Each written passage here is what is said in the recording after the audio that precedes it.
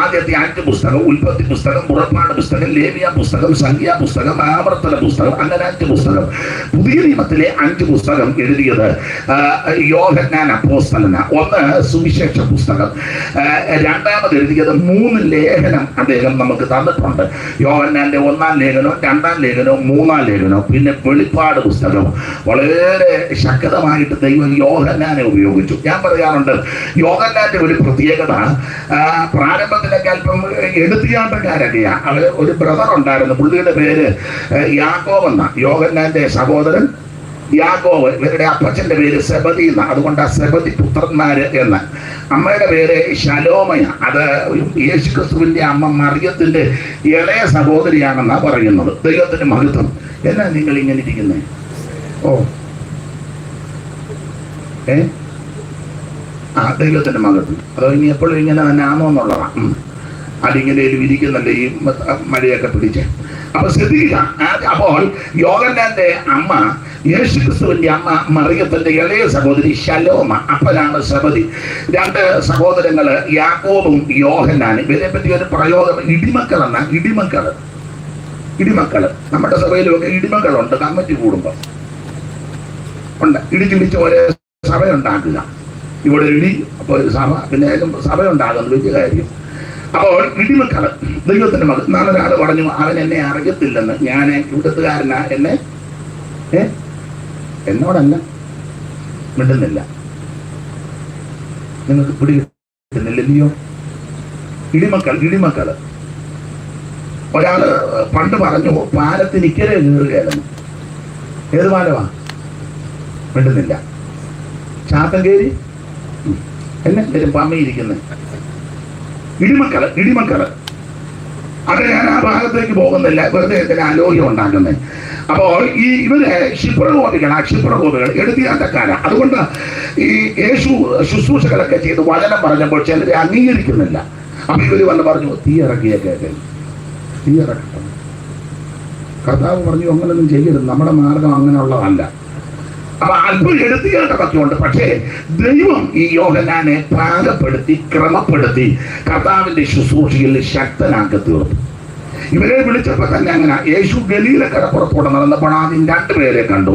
ആ 2 പേര് പത്രോസും പത്രോസിന്റെ സഹോദരൻ ആന്ത്രയോസുമാണ്. അവർ 2 പേരും വല വീശുന്നു.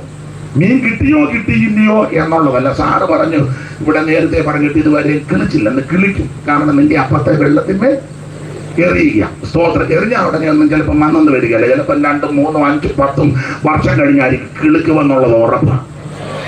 അതിന്റെ കട്ടകളെ ദൈവം ഉടച്ച് അവൻ നിരത്തും. മഴയാൽ നീ അതിനെ കുതിർക്കും. സമയമാകുമ്പോൾ അത് മുളച്ചു വരുമെന്നുള്ളത് ദൈവത്തിന്റെ വചനത്തിന്റെ പ്രമാണമാണ്. ഇന്ന് രാത്രിയും ഈ മാന്യമായ പന്തല് വളരെ നന്നായിരിക്കുന്ന പന്തലും കസേരയും ഇതിന്റെ ചുറ്റുപാടുമെല്ലാം ഇതെല്ലാം ചെലവഴിച്ച് ഈ ചെറിയ സഭയിലെ സഭ വലുതാ, ആൾക്കാർ കുറച്ചേ ഉള്ളത് കൊണ്ടാണ് ഞാൻ പറഞ്ഞത്. ഈ മാന്യ സഭ ഇത്രയും ബന്ധപ്പെട്ട് ഇതിന്റെ പിന്നിൽ അധ്വാനിച്ചതിന് നിശ്ചയമായിട്ടും ദൈവം പ്രതിഫലം തരും. ഇന്നല്ലെങ്കിൽ നാളെ ദൈവം അതിന് മറുപടി തരുമെന്നുള്ള ഉറപ്പ് വിശ്വസിക്കുന്നവര് മാത്രം ചുമ്മാ കൈപൊക്കരുത്. വിശ്വസിക്കുന്നവരെ കൈപൊക്കി ദൈവത്തിന് ശ്രമിക്കാതെ. ചില ചുമ്മാ എല്ലാത്തിനും അങ്ങ് പൊക്കുന്ന ആൾക്കാരുണ്ട്. അങ്ങനെയൊന്നും പൊക്കരുത്. ഇത് വിശ്വസിച്ച് അംഗീകരിക്കുന്നെങ്കിൽ മാത്രമേ പൊക്കാവൂ. ദൈവത്തിന്റെ മഹത്വം. അപ്പൊ ശ്രദ്ധിക്കുക, ഈ യോഹന്നാനെ ദൈവം പാകപ്പെടുത്തിയെടുത്തു. ദൈവത്തിന്റെ മഹത്വം. ഇടിമക്കളാ, പക്ഷേ പരുവത്തിലേക്ക് എടുത്തു. അപ്പോൾ യേശു നടന്നു പോയപ്പോൾ 2 പേര് വീശുന്നു. അന്ത്രയോസും പത്രോസും വീശുന്നു. കർത്താവിന് മനസ്സിലായി ഇവരെ ശുശ്രൂഷിക്കുകൊള്ള. മീൻ കിട്ടിയില്ല എന്നുള്ളതല്ല, പക്ഷെ വീശുന്നുണ്ടല്ലോ. ചുമ്മാ ഇരിക്കുകയല്ല, മെനക്കേടല്ലല്ലോ, അധ്വാനിക്കുന്നുണ്ടല്ലോ. അപ്പൊ യേശുവിന് മനസ്സിലായി കൊണ്ടുവന്ന പ്രയോജനപ്പെടും. വീശിയ 2 എണ്ണം. പിന്നെ അങ്ങോട്ട് ചെന്നപ്പോൾ 2 പേര് വല നന്നാക്കുന്നു. അത് യാക്കോബും അദ്ദേഹത്തിന്റെ ബ്രദർ യോഹന്നാൻ അപ്പോസ്തലനുമാണ്. 2 പേര് സെബദിയുടെ മക്കള് വല നന്നാക്കുന്നു. അപ്പൊ കർത്താവിന്റെ മനസ്സിലായി ഇവരെയും കൊള്ളാം, നന്നാക്കും. മറ്റേ പുള്ളി വീശി പിടിച്ചിഞ്ഞു കൊണ്ടുവരും. ഇവർ 2 പേരും കൂടി ഇരുന്ന് നന്നാക്കും. അങ്ങനെ ശുശ്രൂഷ. ചിലരെ ചെന്ന് കൊണ്ടുവന്ന് കഴിയുമ്പോൾ അകത്തിരിക്കുന്നവർ നന്നാക്കി എടുക്കണം. മിണ്ടുന്നില്ല. എല്ലാവർക്കും വീശാൻ വശമൊന്നും ഇല്ല. ഒക്കെ ചിലർ വീശി കഴിഞ്ഞാൽ ചിലപ്പോൾ കട്ടൂപ്പനെയാണ് കിട്ടുന്നത്. നിങ്ങളുടെ അപ്പർ കൂട്ടനാട്ടുകാരായതുകൊണ്ട് അറിയാമല്ലോ, മാലത്തി വെട്ടാനും ഊപ്പയൊക്കെ കിട്ടും. ചില 5 വർഷം പ്രവർത്തിച്ചപ്പോൾ കിട്ടിയതാ ഒരു തള്ള, അതിന് ശ്വാസം പോലും വിടാൻ മേല. സ്തോത്രം പറയാത്തൊരപ്പന് അവര് വരണ്ടെന്നല്ല പറഞ്ഞ, അവരും വരട്ടെ, പക്ഷേ 5 വർഷത്തെ പ്രവർത്തനം. എന്നാൽ ചിലരെ പ്രവർത്തിക്കാൻ വിട്ടെ, അവര് ചടികിടാന്ന് ആത്മാക്കളല്ലേ ഇടും. അത് അവർക്ക് വിശേഷ കൃപ ദൈവം കൊടുത്തതാ. അതുകൊണ്ട് ആരും നിരാശപ്പെടരുത്. ഇന്ന് രാത്രി പിടിക്കുന്ന എല്ലാവർക്കും ദൈവം കൃപ തന്നിട്ടുണ്ട്. ചിലർക്ക് വീശാനാ, ചിലർക്ക് നന്നാക്കാനാ, ചിലർക്ക് അവരെ സംരക്ഷിക്കാനാ, ചിലർക്ക് അവർക്ക് കൈത്താങ്ങൽ കൊടുക്കാനാ, ചിലര് അവർക്ക് മറ്റൊത്താശ ചെയ്യാനാ. ഇവിടെ ഇരിക്കുന്ന എല്ലാവർക്കും ദൈവം ഓരോ കൃപ തന്നിട്ടുണ്ട്. അപ്പോൾ കർത്താവ് അങ്ങനെ അവരെ ഈ തെരഞ്ഞെടുത്തത്. അപ്പൊ പത്രോസും അന്ത്രയോസും ഒക്കെ വീശി, അതിലെ ഒറ്റ വീശിന് 3000 എണ്ണം കയറിയില്ലേ? ഒറ്റ വീശിന് 3000 എണ്ണം. കർത്താവ് ഞാനത് തിരോടാ സ്തോത്രം വീശിയ പുള്ളിയെ കൊണ്ടുവന്നത് ദൈവത്തിന്റെ മഹത്വം. അപ്പൊ യോഹന്നാൻ നന്നാക്കുന്നവനാ. നിങ്ങൾ യോഹന്നാന്റെ ലേഖനം പഠിച്ച് ദുരുപദേശമെല്ലാം സഭക്കകത്ത് വന്നപ്പോൾ യോഹന്നാൻ നന്നാക്കി, വല നന്നാക്കി കൂട്ടിക്കെട്ടി, കണ്ണി പൊട്ടിയതും പൊട്ടിപ്പോയതും എല്ലാം ഇരുന്ന് നന്നാക്കി. എന്ന് പറഞ്ഞാൽ ദുരുപദേശക്കാര്, പാഷണ്ഡോപദേശക്കാര്, വിരുദ്ധോപദേശക്കാര്, ക്രിസ്തുവിനെ അംഗീകരിക്കാത്തവര്, ഉൾക്കൊള്ളാത്തവരൊക്കെ കയറിയപ്പോൾ പൊട്ടിക്കിടന്നതെല്ലാം നന്നാക്കി കെട്ടി ക്രമപ്പെടുത്തി സഭ നന്നാക്കി കൊണ്ടുപോയി. അതാ ഞാൻ പറഞ്ഞു, വിളിക്കുന്ന എല്ലാവരും ദൈവം ഓരോ ശുശ്രൂഷ ഏൽപ്പിച്ചിട്ടുണ്ട്. ദൈവത്തിന് മഹത്വം. അതെ, നമുക്ക് മുമ്പോട്ട് പോകാൻ ഞാൻ സമയമില്ലാത്തത് കൊണ്ട് വളരെ തിടുക്കത്തോടാണ് നിൽക്കുന്നത്. കർത്താവിന് മഹത്വം ഉണ്ടാകട്ടെ. അപ്പോൾ യോഹന്നാന്റെ സുവിശേഷം ഓടിച്ച് 2 കാര്യങ്ങൾ പറയാം. 10-ാം അധ്യായത്തിന്റെ 4-ാം വാക്യമാണ് വായിച്ചത്. എന്താണ് സുവിശേഷം? സുവിശേഷം അപ്പോൾ ശ്രദ്ധിക്കുക. പുതിയ നിയമത്തിലെ 27 പുസ്തകം, അതിലെ ആദ്യത്തെ 5 പുസ്തകം ഞാൻ എപ്പോഴും പറയും ചരിത്ര പുസ്തകങ്ങളാണ്. ആദ്യത്തെ 5 പുസ്തകം ചരിത്ര പുസ്തകം. ആ ചരിത്ര പുസ്തകം 2ആയിട്ട് പഠിക്കണം. അതിലെ ആദ്യത്തെ 4 പുസ്തകം യേശുക്രിസ്തുവിന്റെ ചരിത്രം. യേശുക്രിസ്തുവിന്റെ ചരിത്രം. 5ാമത്തെ പുസ്തകം അതും ചരിത്ര പുസ്തകമാണ്. അത് ആദിമ സഭയുടെ ചരിത്രമാണ്. അപ്പോൾ ആദ്യത്തെ 5 പുസ്തകം ചരിത്ര പുസ്തകം, അതിൽ 4 പുസ്തകം യേശുക്രിസ്തുവിന്റെ ചരിത്രം. ശ്രദ്ധിക്കണേ, യേശുക്രിസ്തുവിന്റെ ചരിത്രം കേൾക്കാൻ കൊള്ളാവുന്ന ചരിത്രം, കേട്ടിരിക്കാൻ കൊള്ളാവുന്ന ചരിത്രം, നല്ല ചരിത്രം. മറ്റു ചരിത്രം ഒന്നും അധികം കേട്ടിരിക്കാൻ കൊള്ളില്ല. വിശേഷിച്ച് നമ്മുടെയൊക്കെ ചരിത്രം അധികം പറയാതിരിക്കുന്നതാ.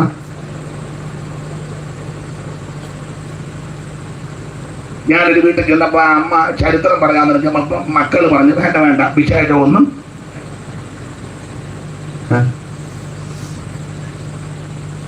അറിയാം, അവർക്കറിയാം, പിള്ളേർക്കറിയാം അമ്മയുടെ വിശേഷമല്ല. അത് പറഞ്ഞാൽ കൂടുതൽ ചരിത്രം ഒന്നും. അത് ഞാൻ എൻ്റെ കാര്യമായിട്ട് എടുക്കുക. നമ്മളധികം ചരിത്രം പറയാതിരിക്കുന്നതാ നല്ലത്. നമ്മുടെ കുടുംബ ചരിത്രം ചെല്ലുപടത്തിൽ ഞങ്ങൾ ഏത് ഫാമിലിയാണെന്നറിയാമോ? പിന്നെ സ്ഥലമൊന്നും ഞാൻ പറയുന്നില്ല. ഒരിക്കലും ഒരുത്തനെ എഴുന്നേറ്റ് പറഞ്ഞു, ഇന്ന ഫാമിലി പെട്ടതാ, ഞങ്ങൾ ഇവിടുത്തെ നമ്പർ 1. അപ്പൊ എൻ്റെ അടുത്ത് വേറൊരു പുള്ളി ഇരുന്നു. പുള്ളി എന്നോട് പറഞ്ഞു, അവൻ്റെ അമ്മയുടെ അനിയത്തി 3 പേരുടെ കൂടെ പോയതാണ്. ആ ചരിത്രം എനിക്കറിയാം എന്നുണ്ട്. അവൻ സ്റ്റേജിൽ നിന്ന് വലിയ ചരിത്രം പറഞ്ഞപ്പോൾ അറിയാവുന്ന പുള്ളി പറഞ്ഞു, ചാക്കോച്ചാൻ ഞാൻ പറഞ്ഞ് പിടി കിട്ടിയില്ലേ? ആണ്. അതുകൊണ്ടാണ് ഞാൻ പറഞ്ഞത്, എൻ്റെ നിങ്ങളുടെ ഒന്നും ചരിത്രം അധികം വിളപ്പണ്ട. എല്ലാ ചരിത്രവും എല്ലാവർക്കും അറിയാം. പിന്നെ ഇച്ചിരി കാശും പുത്തനും ഒക്കെ കിട്ടുമ്പം പുതിയ ചരിത്രമൊക്കെ ചിലർ കൊണ്ടുവരും. അതുകൊണ്ട് എൻ്റെ നിങ്ങളുടെ ചരിത്രം ഒന്നും പറയണ്ട. കേട്ടിരിക്കാൻ പറ്റുന്ന ചരിത്രം യേശുവിൻ്റെ ചരിത്രമാണ്. അപാകതയില്ലാത്ത ചരിത്രം, ന്യൂനതയില്ലാത്ത ചരിത്രം, പാളിച്ചയില്ലാത്ത ചരിത്രം, അത് യാതൊരു ദോഷമില്ലാത്ത ചരിത്രം, അത് നസറയനാകുന്ന യേശുക്രിസ്തുവിന്റെ ചരിത്രമാണ്. എന്ന് പറഞ്ഞാൽ കന്യാശൂന്യമായി ഈ ഭൂമിയിൽ പൂജാതനായ കാലം മുതലുള്ള ചരിത്രമല്ല, അവിടത്തേക്ക് പൂർവാസ്തിത്വമുള്ള ചരിത്രമാണ്. എന്നാൽ നിങ്ങളുടെയൊക്കെ ചരിത്രം ജനിച്ചു കഴിഞ്ഞാൽ എഴുതിയത്. ഹൈന്ദവരായ സ്നേഹിതന്മാര് അവരുടെ ആചാരവും അനുഷ്ഠാനം അനുസരിച്ച് ജനിച്ചു കഴിയുമ്പോൾ ജാതകം എഴുതും. ജനിച്ചു കഴിഞ്ഞ് എന്നെ ജാതകം എഴുതിയതാണ്. അമ്മ പറഞ്ഞു കേട്ടിട്ടുണ്ട്, ജാതകം എഴുതിയതാണ്. രാഘവക്കന്യാനെ വെച്ച് ജാതകം എഴുതിച്ചതാണ് അമ്മ പറഞ്ഞു കേട്ടേക്കുന്നത്. കാരണം അതൊക്കെ ഞാനിപ്പോ പറയുന്നില്ല. അപ്പോൾ അതൊക്കെ ജനിച്ചു കഴിഞ്ഞാൽ അപ്പം നക്ഷത്രമൊക്കെ പറഞ്ഞു കൊടുക്കണം. നാഴിക വിനാഴികയൊന്നും തെറ്റരുത്. ഞങ്ങളുടെ അമ്മയ്ക്ക് നല്ല തിട്ടവുമായിരുന്നു. അതുകൊണ്ട് അതെല്ലാം പറഞ്ഞു കൊടുത്ത് കൃത്യമായിട്ട് പുള്ളി എഴുതിയും തന്നു. അതൊന്നും പറയാനല്ല വന്നത്. അപ്പോൾ ഞാൻ നിങ്ങളുമൊക്കെ ജനിച്ചു കഴിഞ്ഞാൽ നമ്മുടെ ജാതകവും മറ്റു കാര്യങ്ങൾ. എന്നാൽ നമ്മുടെ കർത്താവാകുന്ന യേശുക്രിസ്തു ജനിക്കുന്നതിന് മുന്നേ എഴുതി വച്ചിരിക്കുക. അതാണ് നല്ല ചരിത്രമാണ് ഞാൻ പറഞ്ഞത്. അവിടെ നിന്ന് ജനിക്കുന്നതിന് മുമ്പ്, ഈ ഭൂമിയിലേക്ക് വരുന്നതിന് മുമ്പ് അവിടുത്തെ പറ്റി പ്രവാചകന്മാർ ആത്മാവിൽ ദർശിച്ചെഴുതി. നമുക്കറിയാവുന്ന വാക്യം ഒത്തിരിയുണ്ട്. അവൻ മീകാ പ്രവചനം 5-ാം അധ്യായത്തിൽ എഴുതിയിട്ടുണ്ട് എവിടെ ജനിക്കുമെന്ന്, എങ്ങനെ ജനിക്കുമെന്ന് യെശയ്യാവും പറഞ്ഞിട്ടുണ്ട്. 2 വാക്യം ഇപ്പം വായിച്ചോ, എല്ലാ വാക്യവും വായിക്കാൻ നേരമില്ലല്ലോ. അവന് 9:6-ഉം 7:14, യെശയ്യാവ് 7:14, 9:6, മീക 5:2 ചേർത്ത് വായിച്ചു. പെട്ടെന്ന് ചടിയടാന്ന് ദൈവദാസം വായിക്കണേ. ആ സൂചന വായിച്ചാ പൊക്കുന്നുണ്ട്.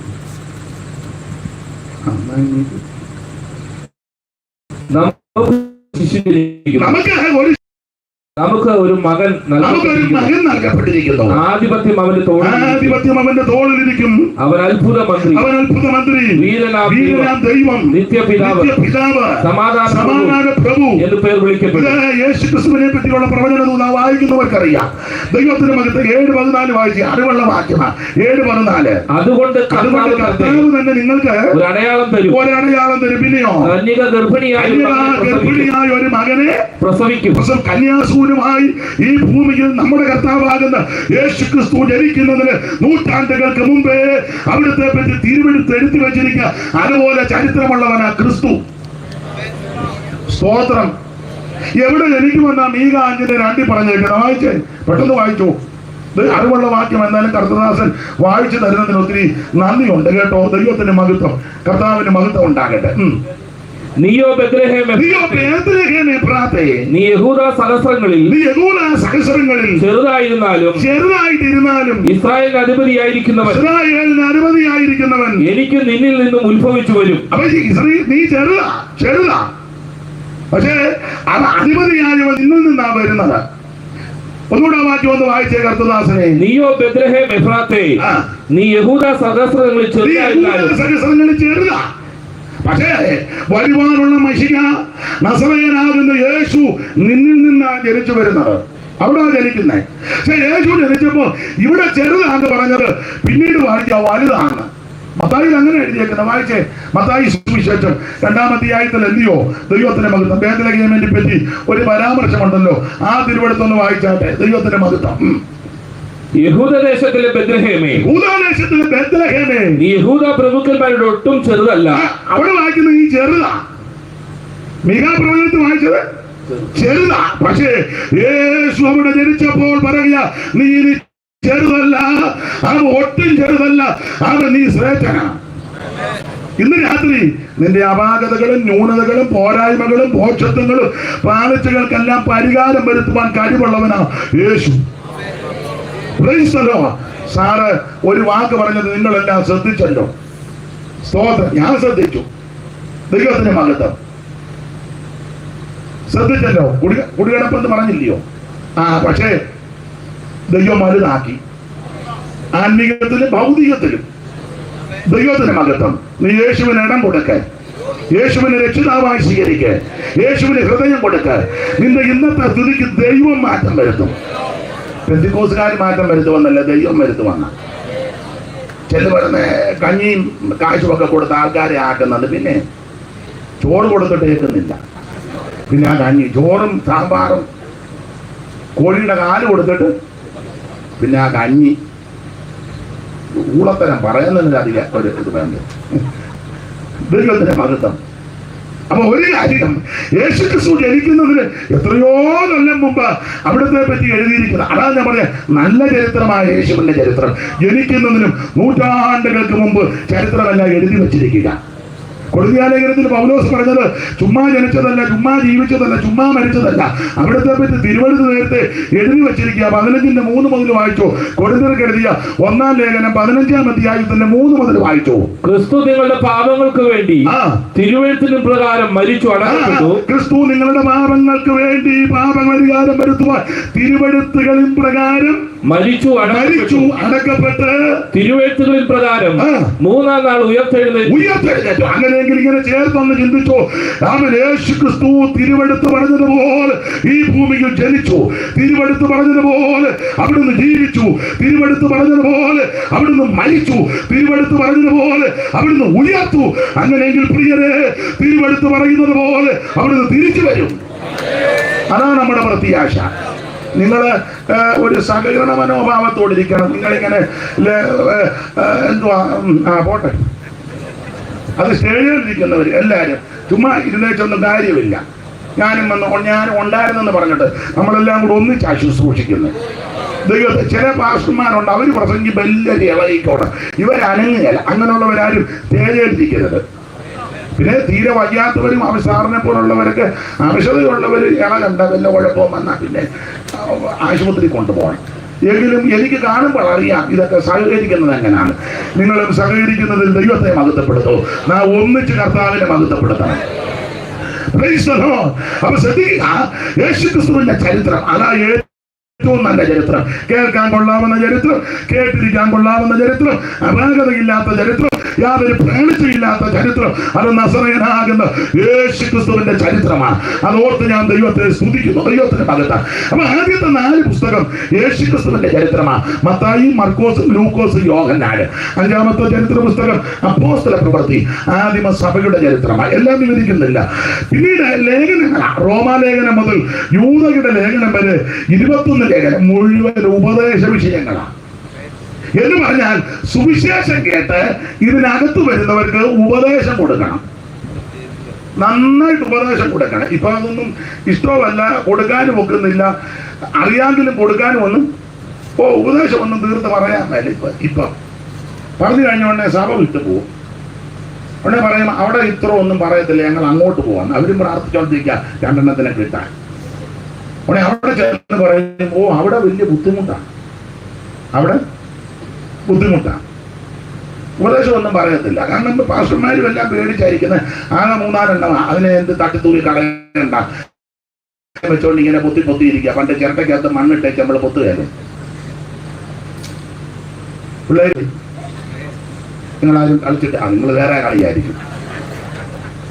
ചിരട്ടയ്ക്കകത്ത് മണ്ണ് വെച്ച് പണ്ട് പിന്നെ പല ചൂപ്പാട് വന്നയാളാ ഞാനും ചാക്കോച്ചൻ. അപ്പൊ ശരിക്കും ഇങ്ങനെ പൊത്തി ചിരട്ട എടുക്കും. അത് പുട്ടാണോ? അല്ല, അളിയാ എന്ന് പറഞ്ഞ പോലെ ഇപ്പം ഈ പലതും അത് ഉപദേശമൊന്നുമില്ല. ഇതിനകത്ത് വന്ന് കർക്കശമായ ഉപദേശം പറയണം. അതാണ് ലേഖനങ്ങൾ. 21 ലേഖനങ്ങൾ. റോമാലേഖനം മുതൽ യൂദയുടെ ലേഖനം വരെ 21 ലേഖനം. റോമാലേഖനം വിശ്വാസത്താൽ നീതീകരണമാണ്. നീതീകരിക്കപ്പെട്ട വിശുദ്ധന്മാരുടെ വിശുദ്ധീകരണമാണ് കൊരിന്ത് ലേഖനം. അങ്ങനെ വിശുദ്ധീകരിക്കപ്പെട്ട വിശുദ്ധന്മാരുടെ സ്വാതന്ത്ര്യമാണ് ഗലാത്യ ലേഖനം. സ്വാതന്ത്ര്യം പ്രാപിച്ച വിശുദ്ധന്മാരുടെ സ്ഥാനമാനമായ എഫേസ് ലേഖനം. സ്ഥാനമാനം പ്രാപിച്ച വിശുദ്ധന്മാരുടെ സന്തോഷമാണ് ഫിലിപ്പിയ ലേഖനം. അങ്ങനെയുള്ളവരുടെ അവകാശമാണ് കൊലോസ്യ ലേഖനം. ആ അവകാശം പ്രാപിച്ചവരുടെ പ്രത്യാശയാണ് തെസ്സലോനിക്ക ലേഖനം. പ്രത്യാശ പ്രാപിച്ച ദൈവമക്കളുടെ പ്രമാണമാണ് തിമോഥെയോസിന്റെ ലേഖനവും തീത്തോസിന്റെ ലേഖനവും. അങ്ങനെ പ്രമാണമുള്ളവർക്ക് ദൈവം ഒന്ന് കരുതി വെച്ചത് ആ യാക്കോബിന്റെ ലേഖനം.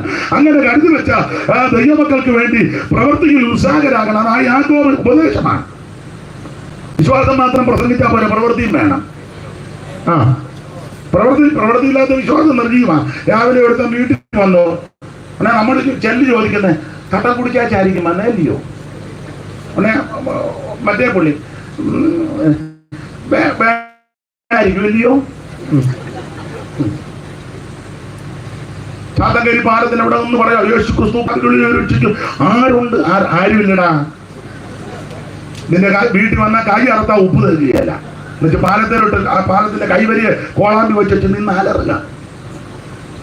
ഗേറ്റും കൂട്ടി എല്ലാവരുടെയും കാര്യമല്ല. ആണെന്നേ അതിന് വെച്ച് യഹോവയാൽ അന്വേഷിക്കപ്പെട്ടവനെ എന്തിന് പുറത്ത് നിൽക്കുന്നത്? അകത്ത് വരാൻ. എന്താ വെച്ചാൽ ഗേറ്റാൽ എഴുതി വെച്ചേക്കാം പട്ടിയുണ്ട്.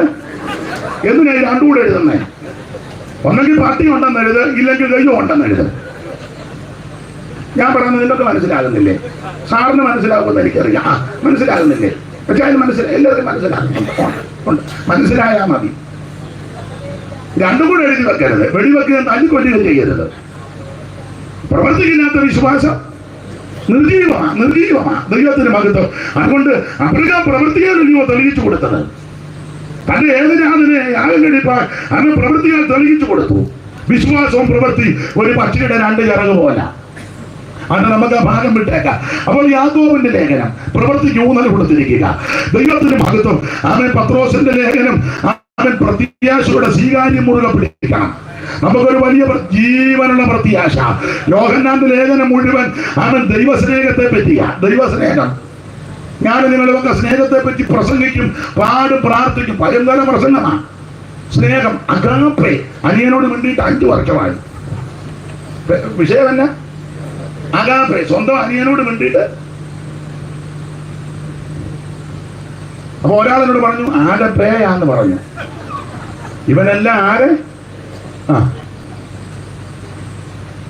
എന്നെ എല്ലാവരും ഇങ്ങനെ പമ്മിയിരിക്കുന്നത്. ഞാനിപ്പോ പോയേക്കാം, ഉടനെ പോയേക്കാം. സ്വന്തം ഒരു സഭയിലാ കൂടുന്നത്. തമ്മിൽ മിണ്ടുന്നുമില്ല, കയ്യും കൊടുക്കുന്നില്ല. അവൻ ഇങ്ങോട്ട് വരുമ്പോ തെക്കോട്ട് മോന്ത വെച്ചോണ്ടിരിക്കുക. എന്നുവെച്ചാൽ അവൻ പോയി കഴിയുമ്പോ മാല കണ്ടിട്ടൊരു നോട്ടം പോയോ എന്ന്. പ്രസംഗമല്ല, ആകെ ഈ വിധത്തിലാണ് ഈ പോകുന്നെങ്കിൽ സൂക്ഷം, നിനക്ക് പേ വരും. ദൈവസ്നേഹം അതല്ല. ദൈവസ്നേഹത്തിന്റെ പ്രത്യേകത, എന്നെ സ്നേഹിച്ചില്ലെങ്കിലും ഞാൻ സ്നേഹിക്കും, എന്നെ ഇഷ്ടപ്പെട്ടില്ലെങ്കിലും ഞാൻ ഇഷ്ടപ്പെടും. ഒരു കാലത്ത് ഈ മാർഗം നമുക്ക് ഇഷ്ടമല്ലായിരുന്നു. ഏതാ? സുവിശേഷം. ലഘുലേഖ വന്നപ്പോൾ, സുവിശേഷം പറഞ്ഞപ്പോൾ ദൈവദാസന്മാർ വീട്ടിൽ വന്നപ്പോൾ ആട്ടി ഓടിച്ചതാ, ആക്ഷേപിച്ചു വിട്ടതാ. അവൻ ലഘുലേഖ കീഴിക്കളഞ്ഞതാ. ബൈബിളൊക്കെ എടുത്ത് ദൂരോട്ട് എറിഞ്ഞവർ ചിലപ്പോ കാണും.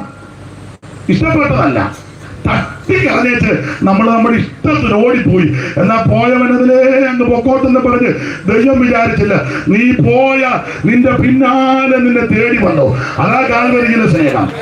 എനിക്ക് നിന്നത് ഇഷ്ടമല്ലായിരുന്നു, പക്ഷെ ഇഷ്ടമില്ലാതെ ഓടിപ്പോയപ്പോൾ പോയവനതിന് എന്റെ ഭാഷയാ പോയവനതിന് ഒരു പോക്ക് പോട്ടെന്നും പറഞ്ഞ് ദൈവം ഇരുന്നില്ല. നീ പോയ നിന്റെ പിന്നാലെ നിന്നെ തേടി വന്ന ദൈവസ്നേഹം, അതാണ് കാൽവരിയിലെ സ്നേഹം. ഇന്ന് രാത്രി സുഹൃത്തെ, പിതാവേ, മാതാവേ, സ്തോത്രം, നിന്നെ സ്നേഹിക്കുന്ന ഒരു ദൈവമുണ്ട്, നിന്നെ ഇഷ്ടപ്പെടുന്ന ഒരു ദൈവമുണ്ട്. ആ ദൈവസ്നേഹം ഇന്ന് രാത്രി വ്യാപരിക്കണം. ഈ തമ്മി മിണ്ടാത്തവരും കൈ കൊടുക്കാത്തവരൊന്നും ഈ സ്നേഹത്തെ പറ്റി പറയരുത്. ഇല്ല പിന്നെ മറ്റേ പുള്ളി പറഞ്ഞതുപോലെ പറയും, അവന്റെ അമ്മയുടെ അനിയത്തിയുടെ ചരിത്രം. മിണ്ടുന്നില്ല. എന്നാ മിണ്ടാനാ?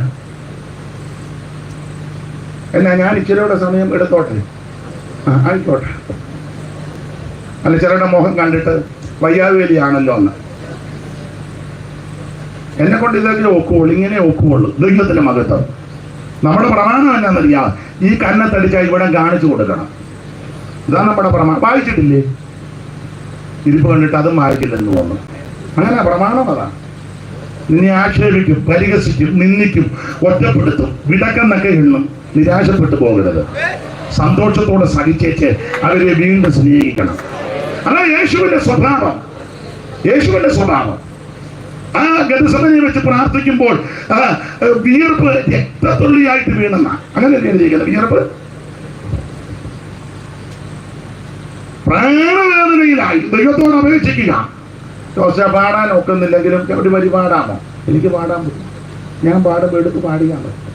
അതാ കേൾക്കുന്നു ഞാൻ ഗതസമന തോട്ടത്തിലെ പാപിയെനിക്കായി ഒന്തലെ വീടുന്ന പ്രിയന്റെ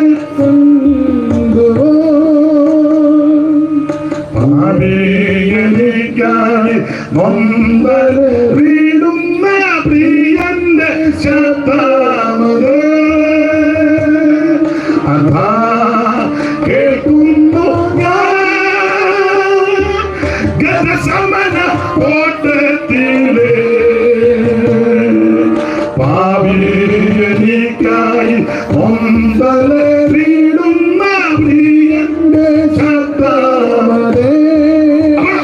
പ്രാണവേദനയിലായി, വിയർപ്പ് രക്തത്തുള്ളിയായി നിലത്ത് വീണു. മനുഷ്യവർഗത്തിന്റെ പാപം പരിഹരിക്കുക, അത് വഹിക്കുക. ഈ സമയത്ത് യൂദയുടെ ഒറ്റക്കൊടുപ്പിനാൽ വാളും വടിയും തീവട്ടിയും ബന്ധങ്ങളുമായി ഒരു കള്ളനെ, കൊള്ളക്കാരനെ, കൊലപാതകനെ പിടിച്ചു കെട്ടുന്നത് പോലെ അവൻ തോട്ടത്തിലേക്ക് ചാടിക്കയറി വന്ന് യേശുവിനെ പിടിച്ചു കെട്ടാൻ. അപ്പോൾ മഹാപുരോഹിതന്റെ ശിഷ്യനും ഒക്കെ ഉണ്ട് കൂടെ. പത്രോസ് പെട്ടെന്ന് ഇഷ്ടപ്രകോപിയാണല്ലോ, വാളെടുത്ത് വെട്ടി. എൻ്റെ ചിന്ത പെടലി വെട്ടിയതാ. പക്ഷെ എൻ്റെ കാര്യം നീ ഉറക്കപ്പിച്ചിന് വെട്ടുന്നതാ ആണല്ലോ. അങ്ങനെ ഇട്ടിട്ടുണ്ടല്ലോ, ഉറക്കം തൂങ്ങായിരുന്നു. പിന്നെ ഞാൻ കണ്ട് പലരും ഉറങ്ങുന്ന ഇപ്പോഴും. പെട്ടെന്ന് വെട്ടരുത്, കൊള്ളുകയല്ല. ഉറക്കപ്പിച്ചിനായിരുന്നു, പെട്ടെന്ന് കയറി വെട്ടതാ, പെട്ടെന്ന് വെട്ടിയതാ. പക്ഷെ ചെവിയാ, ചെവി. സ്തോത്രം. അവന്റെ ചെവി താഴെ വീണു, വേദനപ്പെട്ട് നിൽക്കുക. ശത്രുവാണ്. പണ്ട് പുരാണകഥയിലുണ്ടായിരുന്നു, അത് ചെവി മാത്രമല്ല മുറിച്ചത്, ഒരു തള്ളയുടെ. ഓ, നിങ്ങൾക്കറിയത്തില്ലായിരുന്നു. പണ്ട് ഞാൻ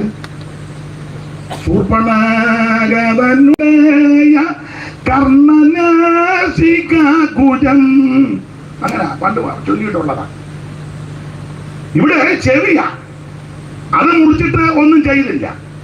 ഇവിടെ ചെവി മുറിച്ച് താഴെ ഇട്ടു. ചെവി മുറിച്ച് താഴെ ഇട്ട് അവൻ വേദന കൊണ്ട് പൊളയ്യ.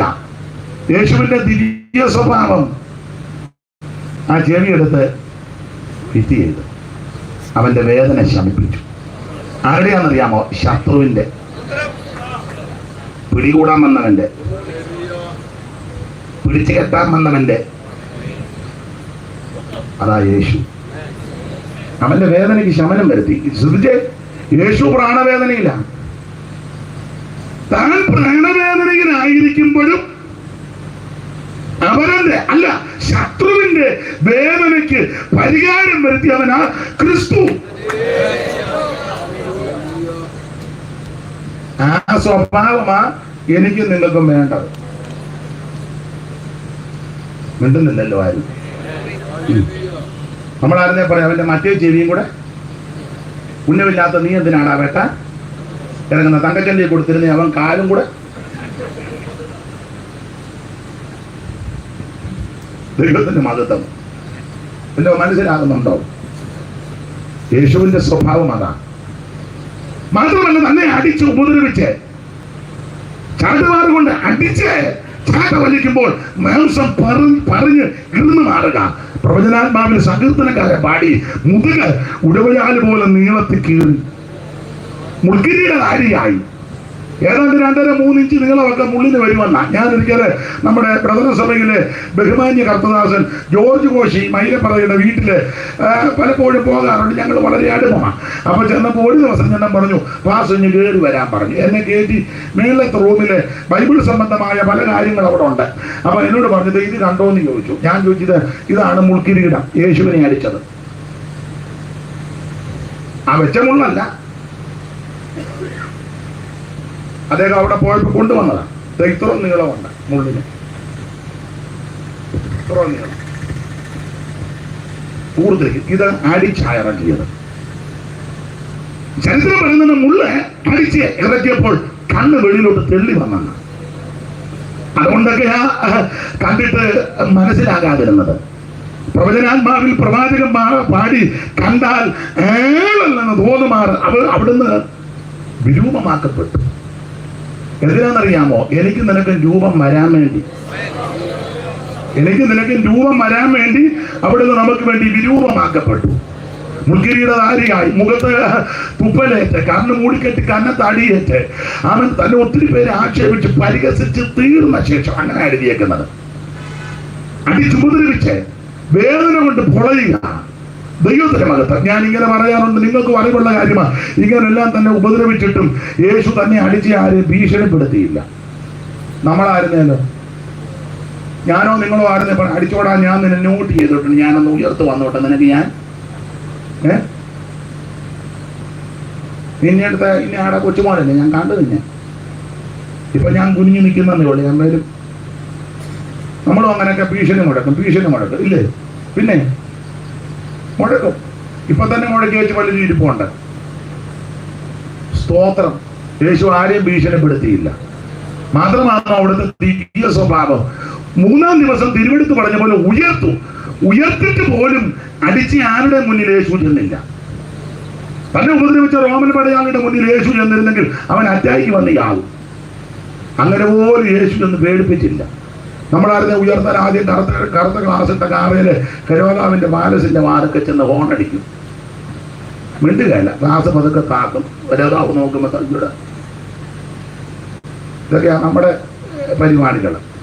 പക്ഷെ യേശുവിന്റെ ദിവ്യ സ്വഭാവം പിടിക്കാൻ, ഉപദ്രവിക്കാൻ, കൊല്ലാൻ വന്നവന്റെ വേദനയും കൂടെ ശമിപ്പിച്ചവനാണ്. എൻ്റെ പ്രിയരെ, ഈ ഒരു സ്വഭാവം നമ്മുടെ ജീവിതത്തിൽ ഉണ്ടാകെ. അതായത് സുവിശേഷയോഗം കൊണ്ടതൊക്കെയാണ് നടക്കുന്നത്. ഇത്ര യോഗം നടത്തിയെന്ന് പേരെടുക്കാനല്ല. ഇത്ര ഓരോ വർഷവും ഞങ്ങൾ അങ്ങനെ നടത്തുന്നവരുണ്ട്, തെറ്റൊന്നുമില്ല. അല്ല, അങ്ങനെ നടത്തുന്നത് കൊണ്ട് നമുക്കും ഗുണമാണ്. നമ്മളെ വിളിക്കുന്നുണ്ടോ? ഇല്ലായിരുന്നെങ്കിലോ? ഇപ്പൊ ഈ മിക്ക സ്ഥലത്തും ഒന്നാൾ ദൈവരാസം പറഞ്ഞു, യോഗം നടത്തുന്നത് കൊണ്ട്, സാറ് പറഞ്ഞത്, ആ പുള്ളിയും പറഞ്ഞത്, യോഗം നടത്തുന്നത് കൊണ്ട് വലിയ പ്രയോജനമില്ല. പിന്നെ പുള്ളി പറഞ്ഞു ഞങ്ങൾക്ക് പ്രയോജനമാണെന്ന് പറഞ്ഞു. ആർക്കായി? വരുന്നവർക്ക് ചാപ്പാടും കിട്ടും, കൈമടക്കും. ഞാൻ ശരിയായ കാര്യമേ പറയുള്ളൂ. പുള്ളി മനോവേദന കൂടെ പറഞ്ഞു. പിന്നെ നമ്മൾ യോഗം കഴിയുമ്പോൾ അഭിപ്രായം പറഞ്ഞു, മാർക്കിട്ടേച്ചൊക്കെ പോവും. ആളുണ്ടായിരുന്നു. വണ്ടി ഇടാൻ ഇടയില്ലായിരുന്നു. പിന്നെ ഞങ്ങൾ അങ്ങ് മുക്കാറ്റിക്കൊണ്ടാ വണ്ടി. അവിടെ ആദ്യ ദിവസം ആദ്യം സ്റ്റേജിലും വലിയ തരക്കേടില്ലായിരുന്നു. ഇതൊക്കെ ആ യോഗത്തെ പറ്റി അഭിപ്രായം. പാട്ടുകാരും കുഴപ്പമില്ല, ജോസൊക്കെ നല്ല പാട്ടായിരുന്നു. മാധൂജനാന്ന് എഴുന്നേറ്റ് ആദ്യം കുറെ കാര്യമല്ല പറയും, നല്ലതായിരുന്നു. തബല വായിക്കാൻ ചിനുവും വെട്ടിയാലിന്ന് നല്ല യോഗമായിരുന്നു. മൈക്ക് സെറ്റ് നന്നായിട്ട് വർക്ക് ചെയ്തു ആ സഹോദരൻ. ഇതൊക്കെയാണല്ലോ ഇപ്പോഴുള്ള യോഗത്തെ പറ്റി. ആ പ്രസംഗിക്കാൻ വന്ന പുള്ളി നിലത്തും താഴെ നിന്നില്ല, കാലരാണിയായിരിക്കും. ഇതൊക്കെ അഭിപ്രായം, നല്ല അഭിപ്രായമാണ്. നമ്മളെല്ലാം ഇങ്ങനെ യോഗം നടത്തി അഭിപ്രായം പറഞ്ഞു പോവുകയാ. എന്റെ പ്രിയര്, സാറ് പറഞ്ഞതുപോലെ സ്വഭാവത്തിന് വലിയ വ്യത്യാസം വരുന്നുണ്ടോ? എനിക്കറിയാം, ആണ്ടോടാണ്ടൊക്കെ സമാധി ഇരിക്കുമ്പോൾ 21 ഇരിക്കുന്നവരോട് സ്വന്തം സഹോദരങ്ങളോട് മിണ്ടുകയല്ല. 21 ഇരിക്കുക, കഞ്ഞിയും വെള്ളവും കുടിക്കാതെ. മിണ്ടുന്നില്ലല്ലോ നിങ്ങളാരും. എല്ലാ വർഷവും 21 മാതൃച്ചന് ഞാൻ പറയുന്ന കാര്യം പിടി കിട്ടുന്നില്ലേ? ഇവർക്കാർക്കും പിടി കിട്ടുന്നില്ലെന്നാ തോന്നുന്നത്. എല്ലാ കൊല്ലവും 21 ഇരിക്കുകയാണ്. അപ്പുറത്ത് തൊട്ടപ്പുറേ സഹോദരങ്ങളും പിന്നെ അയലത്തുകാരോട് മിണ്ടുകയല്ല. ഇവിടെ 21 ഇരിക്കുക. ഇങ്ങനെ അങ്ങനെ ഇരിക്കുന്ന കുറെ പേരുണ്ടല്ലോ. എന്നാ പിന്നെ ഒരു അന്തരീക്ഷം കിട്ടുന്നത് പോലെ. അന്തരീക്ഷം പോകുമെന്ന് എനിക്കറിയാം. എന്തിനിങ്ങനെ കഞ്ഞിയും വെള്ളവും കുടിക്കാതിരിക്കുന്നത്? ഒത്തിരി യോഗമൊന്നും നടത്തിയില്ലെങ്കിലും നടത്തുന്ന യോഗം മുഖാന്തരം പ്രസംഗിക്കുന്ന എനിക്കും കേൾക്കുന്ന നിങ്ങൾക്കും ആ യേശുവിന്റെ ദിവ്യ സ്വഭാവം നമ്മുടെ ജീവിതത്തിലേക്ക് വന്നാൽ യോഗം വിജയമാണ്. നമ്മളെല്ലാം നന്നായിട്ട് പാടും, ഇവര് നന്നായിട്ട് പാടും. പാട്ടിന് വരുന്ന യേശുവേ നിന്റെ രൂപം ഈ എന്റെ കണ്ണുകൾ എത്ര സൗന്ദര്യം എന്നെയും ഇങ്ങേ പോലെയാക്കണം മുഴുവൻ. നാഗർ സാഹിബിന്റെ വളരെ അർത്ഥസമ്പുഷ്ടമായ പാട്ടാ. യേശുവേ നിന്റെ രൂപം എന്റെ കണ്ണുകൾക്ക് എത്ര സൗന്ദര്യം, ശിഷ്യനാകുന്ന എന്നെയും അങ്ങയെ പോലെ ആകണം മുഴുവൻ. കുറച്ചെങ്കിലും ആകണം, മുഴുവനായില്ലെങ്കിലും. ദൈവത്തിന്റെ മഹത്വം. നമുക്ക് ആ ഭാഗം വിട്ടൊക്കെ പലരും വിഷമിക്കുന്നതായിട്ട് ഞാൻ കാണുന്നു. ഇപ്പൊ നിങ്ങൾ ചിന്തിക്കുക, അങ്ങ് എഴുന്നേറ്റ് പോയാൽ മതി. അപ്പൊ ചെല്ലു പറഞ്ഞ് പോകരുതായിട്ട്, ബോധമൊന്നുള്ളവനല്ല, വല്ലതും വിളിച്ചു പറയും. അയാൾക്ക് ആകാശിന് വിവരമുള്ളവനല്ല. അതുകൊണ്ട് വല്ലജാതി നിർത്തിയേച്ച് പോയാൽ മതി. അയാൾക്ക് ഒരു വിളിവുള്ളവനല്ല. ഈ വിളിവ് കെട്ടവനെ തന്നെ ഇന്ന് വരും വിളിച്ചത് എന്നാണ് ഇപ്പൊ ചെല്ലു ചിന്തിക്കുന്നത്. അല്ല, ഏതായാലും അങ്ങനെയൊക്കെ തന്നെ ചിന്തിക്കട്ടെ. ഏതായാലും വന്നു പോയതല്ലേ. എന്റെ പ്രിയരെ, യേശുവിന്റെ ദിവ്യ സ്വഭാവം. ക്ഷമിക്കണേ, പൊറുക്കണേ, ക്ഷമിക്കണേ, പൊറുക്കണേ, വിട്ടുകളയണേ, ഉപേക്ഷിക്കണേ. ദൈവത്തിന് മഹത്വം. അങ്ങനെയൊക്കെ യോഗം നടത്തുകയാണെങ്കിൽ എനിക്ക് നിങ്ങൾക്കൊക്കെ വിടുതലാണ്, അനുഗ്രഹമാണ്. ഞാൻ ഒരാളെ ഉദ്ദേശിച്ചോ ഒരു സഭയെ ഉദ്ദേശിച്ചോ ഒരു സമൂഹത്തെ ഉദ്ദേശിച്ചല്ല, മുഴുവൻ ആൾക്കാരോടുമായി പറയുന്നേ. വിശേഷിച്ച് പല ഉപദേശമാര് പ്രസംഗിക്കുന്നത് ഞാൻ കടമെടുക്കുക, ഇങ്ങനാന്നല്ലോ 3 പേരിൽ എൻ്റെ തങ്കനാണ്. ഞാൻ എൻ്റെ കൂട്ടുസഹോദരനോട് കൂടെ പ്രവർത്തിക്കുന്നതിനോട് മിണ്ടാതെ കയറി അഗാപ്പെ പറഞ്ഞാലോ? ഞാൻ കൂടെ ഉള്ള ആളിനോട് പാര വെച്ച് പുള്ളിയോട് മിണ്ടുകയില്ല, മൃഗലിക്കുകയില്ല, പുള്ളിക്കെതിരെ കേസും കോടതിയായിട്ട് ഞാൻ നിന്ന് തകർക്കുക. അഗാപ്പെ മിണ്ടുന്നില്ല. ഓ, മിണ്ടണ്ട. ദൈവത്തിന് മഹത്വം. നമുക്ക് സ്വഭാവത്തിന് യേശുവിന്റെ ദിവ്യ സ്വഭാവം, എല്ലാം ക്ഷമിക്കുന്ന, പൊറുക്കുന്ന ഒരു മനസ്സ് നമുക്കുണ്ടാകട്ടെ. രക്ഷപ്പെടും. ദൈവത്തിന് മഹത്വം. അതേ, മുമ്പോട്ട് പോകാം. അപ്പോൾ സുവിശേഷം, ദൈവത്തിന്റെ മഹത്വം. യോഹന്നാന്റെ സുവിശേഷം ഓടിച്ച് പറയാം. യോഹന്നാന്റെ ഇനി വാക്യങ്ങളൊക്കെ അറിയണമെന്ന് വായിച്ചാൽ നല്ലതാ, പക്ഷേ സമയം പോകുന്നല്ലോ, അതുകൊണ്ടാ. അപ്പൊ ഓടിച്ചങ്ങ് പറയാം. സുവിശേഷം, ദൈവത്തിന്റെ മഹത്വം. എന്തുവായി സുവിശേഷം? സുവിശേഷം എന്ന് പറഞ്ഞാൽ മതം മാറ്റുകയല്ല, സഭ മാറ്റുകയല്ല, സംഘടന മാറുകയല്ല, സ്ഥലം മാറുന്നതുമല്ല. ഇവിടെ നട്ട ചുടുകണ്ണം എടുത്ത് അപ്പുറത്തെ പുരയെടുത്ത് നട്ടു, അതാണ് സുവിശേഷം അല്ല. പണ്ട് അച്ഛൻ പറഞ്ഞത് കടമെടുക്കുക. ഇപ്പൊ കോഴിക്കോട്ട് പാപം ചെയ്തവനെ തീവണ്ടിയെ കയറ്റി കോയമ്പത്തൂരോട്ട് വിട്ടു, അതാണോ? അല്ല, വണ്ടി മാറിയെന്നേ ഉള്ളൂ. വണ്ടി മാറിയെന്നേ. സുവിശേഷം എന്ന് പറഞ്ഞാൽ മതം മാറ്റമല്ല, സഭ മാറ്റമല്ല, സംഘടന മാറുകയല്ല, നാട്ടുകാരുടെ സൗകര്യം കെടുത്തുകയല്ല, നാട്ടുകാരുടെ സൗകര്യം കെടുത്തുകയല്ല. ഇപ്പൊ ചിലര് ഉപദ്രവിക്കുന്നൊക്കെ ഉണ്ട്. നമ്മുടെ ദേഹത്തല്ല, റോഡ് ചെല്ലുമ്പോൾ റോഡ് മുഴുവൻ ബ്ലോക്കാ, പോകാനൊക്കത്തില്ല. ആകെ ഒരു റോഡേ ഉള്ളൂ, അത് ബ്ലോക്ക് ചെയ്തു.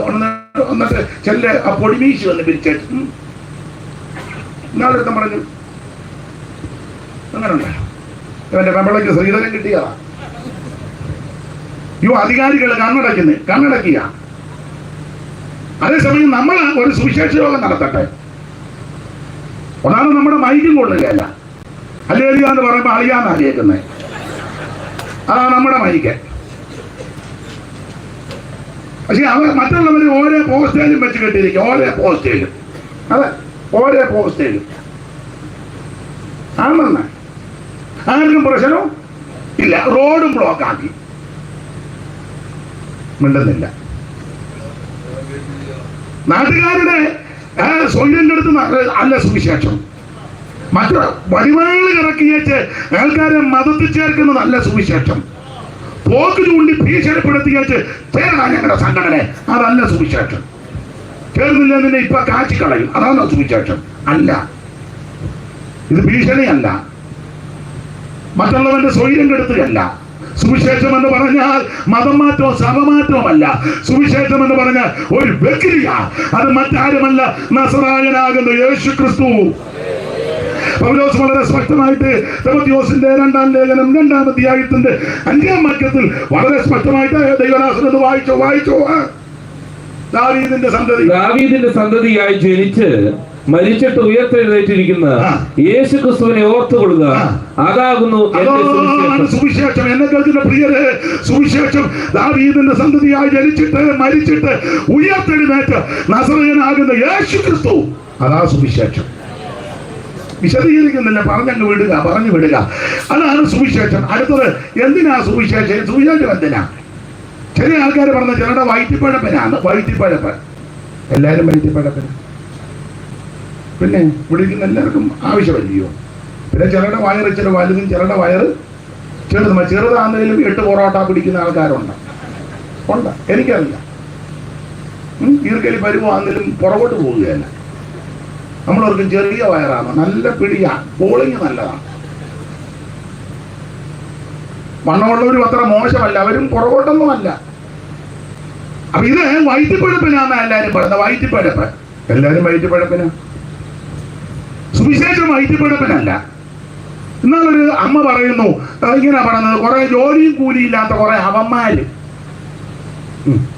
പരിശോധന നിന്നപ്പോ നല്ല മതിലിനകത്ത് എന്ന് പറയാം, ജോലിയും കൂലിയില്ലാത്ത കുറെ. ഇവിടെ ഇരിക്കുന്നവരെല്ലാം വിദ്യാഭ്യാസമുള്ള, പിന്നെ ഒട്ടുമില്ലാത്തത് എനിക്ക് ഒള്ളി സാറിനൊക്കെ, അല്ലെ പിന്നെ ബാങ്കിന്റെ മാനേജാകുമോ? ഇവരെല്ലാം വിദ്യാഭ്യാസം ഉള്ളവരാ, പിന്നെ വിവരമില്ലാത്തത് എനിക്കേ ഉള്ളൂ. എന്നാലും എന്നെ കേട്ട് നിങ്ങൾ ഇരിക്കുന്നല്ലോ, വലിയ കാര്യം. ദൈവത്തിന്റെ മഹത്വം. ഇവരൊന്നും ഒരു ജോലിയും കൂലി ഇല്ലാത്തവരല്ല. അദ്ദേഹം ആണ്ട് പിന്നെ എവിടെ സൗത്ത് ആഫ്രിക്കയല്ലേ അല്ലേ? പിന്നെ സംശയമാണ്. അവിടെ ആന്നല്ലേ ഇന്നാൾ എന്നോട് പറഞ്ഞു. അതെ, ഇപ്പൊ നാട്ടിൽ വന്നു. ദൈവം അനുഗ്രഹിക്കട്ടെ. അപ്പൊ ശരിക്കും പറഞ്ഞാൽ ഇവരെല്ലാം ശിവചാനും ജോളി ആന്റി അയർലൻഡിൽ ആ വീട്ടിൽ ഞാൻ പോയിട്ടുണ്ട്. വളരെ മാന്യമായിട്ട് നന്നായിട്ട് ജീവിക്കുന്നു. ഇവിടെ അവർക്ക് ചില കാര്യങ്ങളൊക്കെ ഉണ്ട്, നിങ്ങൾക്ക് അറിയാമല്ലോ. അപ്പൊ ഒരു ജോലിയും കൂലിയും മേലെയില്ലാത്തവരല്ല. ചിലർ പറഞ്ഞ ജോലിയും കൂലിയും മേലെയില്ലാത്തവരുടെ മാർഗം അല്ല. സുവിശേഷം എന്തിനാ? ഒരു മണിയില്ലാത്തവർ അല്ലല്ലോ. ഇവിടെ എല്ലാം ഒത്തിരി ബന്ധപ്പാടുള്ള ഗവൺമെന്റ് സർവീസിലല്ലയോ? അതെ, ഇന്നാൾ എന്നോട് പറഞ്ഞായിരുന്നല്ലോ, സാറിന്റെ ഫ്രണ്ടിലോ അല്ലയോ? അതെ, സബ് രജിസ്ട്രാർ. ഞാൻ പറഞ്ഞ തെറ്റുമായിരുന്നു, എന്തായാലും ഒപ്പിച്ചു. അപ്പൊ ഇവിടെ ഇരിക്കുന്നവർ, ഈ പന്തലിൽ ഇരിക്കുന്നവരല്ല ജോലിയും കൂലി ഇല്ലാത്തവരല്ല. അപ്പൊ ചിലർ പറയാ ജോലിയും കൂലി ഇല്ലാത്തവരുടെ മാർഗമാണത്. അല്ല, സുവിശേഷം എന്തിനാണെന്നറിയാമോ? സകല മനുഷ്യരും രക്ഷപ്പെടാൻ. തീത്തോസിന്റെ ലേഖനം 2-ാം അധ്യായത്തിന്റെ 11-ാം വാക്യം അറിവുള്ള വാക്യമാ. തീത്തോസ് 2:11 സകല മനുഷ്യർക്ക് രക്ഷാകരമായ ദൈവകൃപ. ഒന്ന് വായിച്ചേർത്തദാസനെ. സകല മനുഷ്യർക്കും രക്ഷാകരമായ ദൈവകൃപ ഉദിച്ചു. എല്ലാം വിവരിക്കുന്നില്ല. എന്താണ് സുവിശേഷം? അത് യേശു ക്രിസ്തു. എന്തിനാണ് സുവിശേഷം? മനുഷ്യരും രക്ഷപ്പെടാൻ ഒറ്റ വഴി, ഒറ്റ വാതിൽ, ഒരേ ഒരു വഴി, നസറേയനാകുന്ന യേശു ക്രിസ്തു. മറ്റൊരുത്തനും രക്ഷയില്ല. നാം രക്ഷിക്കപ്പെടുവാൻ ആകാശത്തിന് കീഴിൽ മനുഷ്യരുടെ ഇടയിൽ നൽകപ്പെട്ട ഒരേ ഒരു നാമം യേശു ക്രിസ്തുവിന്റെ പരിശുദ്ധ നാമം. എല്ലാ നാമത്തിനും മേലായ നാമം. രോഗികൾ സൗഖ്യമാകുന്ന നാമം, മുടന്തര് നടക്കുന്ന നാമം, കുരുടർക്ക് കാഴ്ച കൊടുക്കുന്ന നാമം, ഊവരെ സംസാരിപ്പിക്കുന്ന നാമം, മരിച്ചവരെ ഉയർപ്പിക്കുന്ന നാമം, ഇത് തകർത്തമുള്ള നാമം, സൗരഭ്യമുള്ള നാമം, എല്ലാ നാമത്തിനും മേലായ നാമം. സ്വർലോകരുടെയോ ഭൂലോകരുടെയോ അധോലോകരുടെ മുടങ്കാലുകൾ മടങ്ങുന്ന വിറയ്ക്കുന്ന പരിശുദ്ധ നാമമാണ് യേശുവിന്റെ നാമം. യേശുവിൻ നാമം, എന്റെ യേശുവിൻ നാമം, എൻ ജീവിതത്തിലെ ഞാനെന്നും സ്തുതിക്കും, ഞാനെന്നും വാഴ്ത്തുവൻ. യേശുവിൻ നാമം എനിക്കെത്ര ആനന്ദം. ഞാനെന്നും സ്തുതിക്കും, ഞാനെന്നും വാഴ്ത്തുവൻ. യേശുവിൻ നാമം എനിക്കെത്ര ആനന്ദം. എന്നോട് പറഞ്ഞ സമയമാകുന്നത് എങ്ങനെ ഇരിക്കണോ പറയണോ? എന്തോ പറഞ്ഞു, എന്തോ പറ.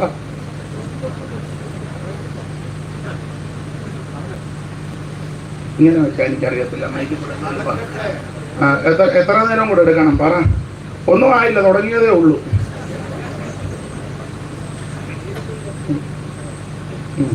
സാറേ, അദ്ദേഹം പറയുന്നു 9:30 എന്നാ 9 സമയം. എന്നാ മതി, നിർത്തിയേക്കാം.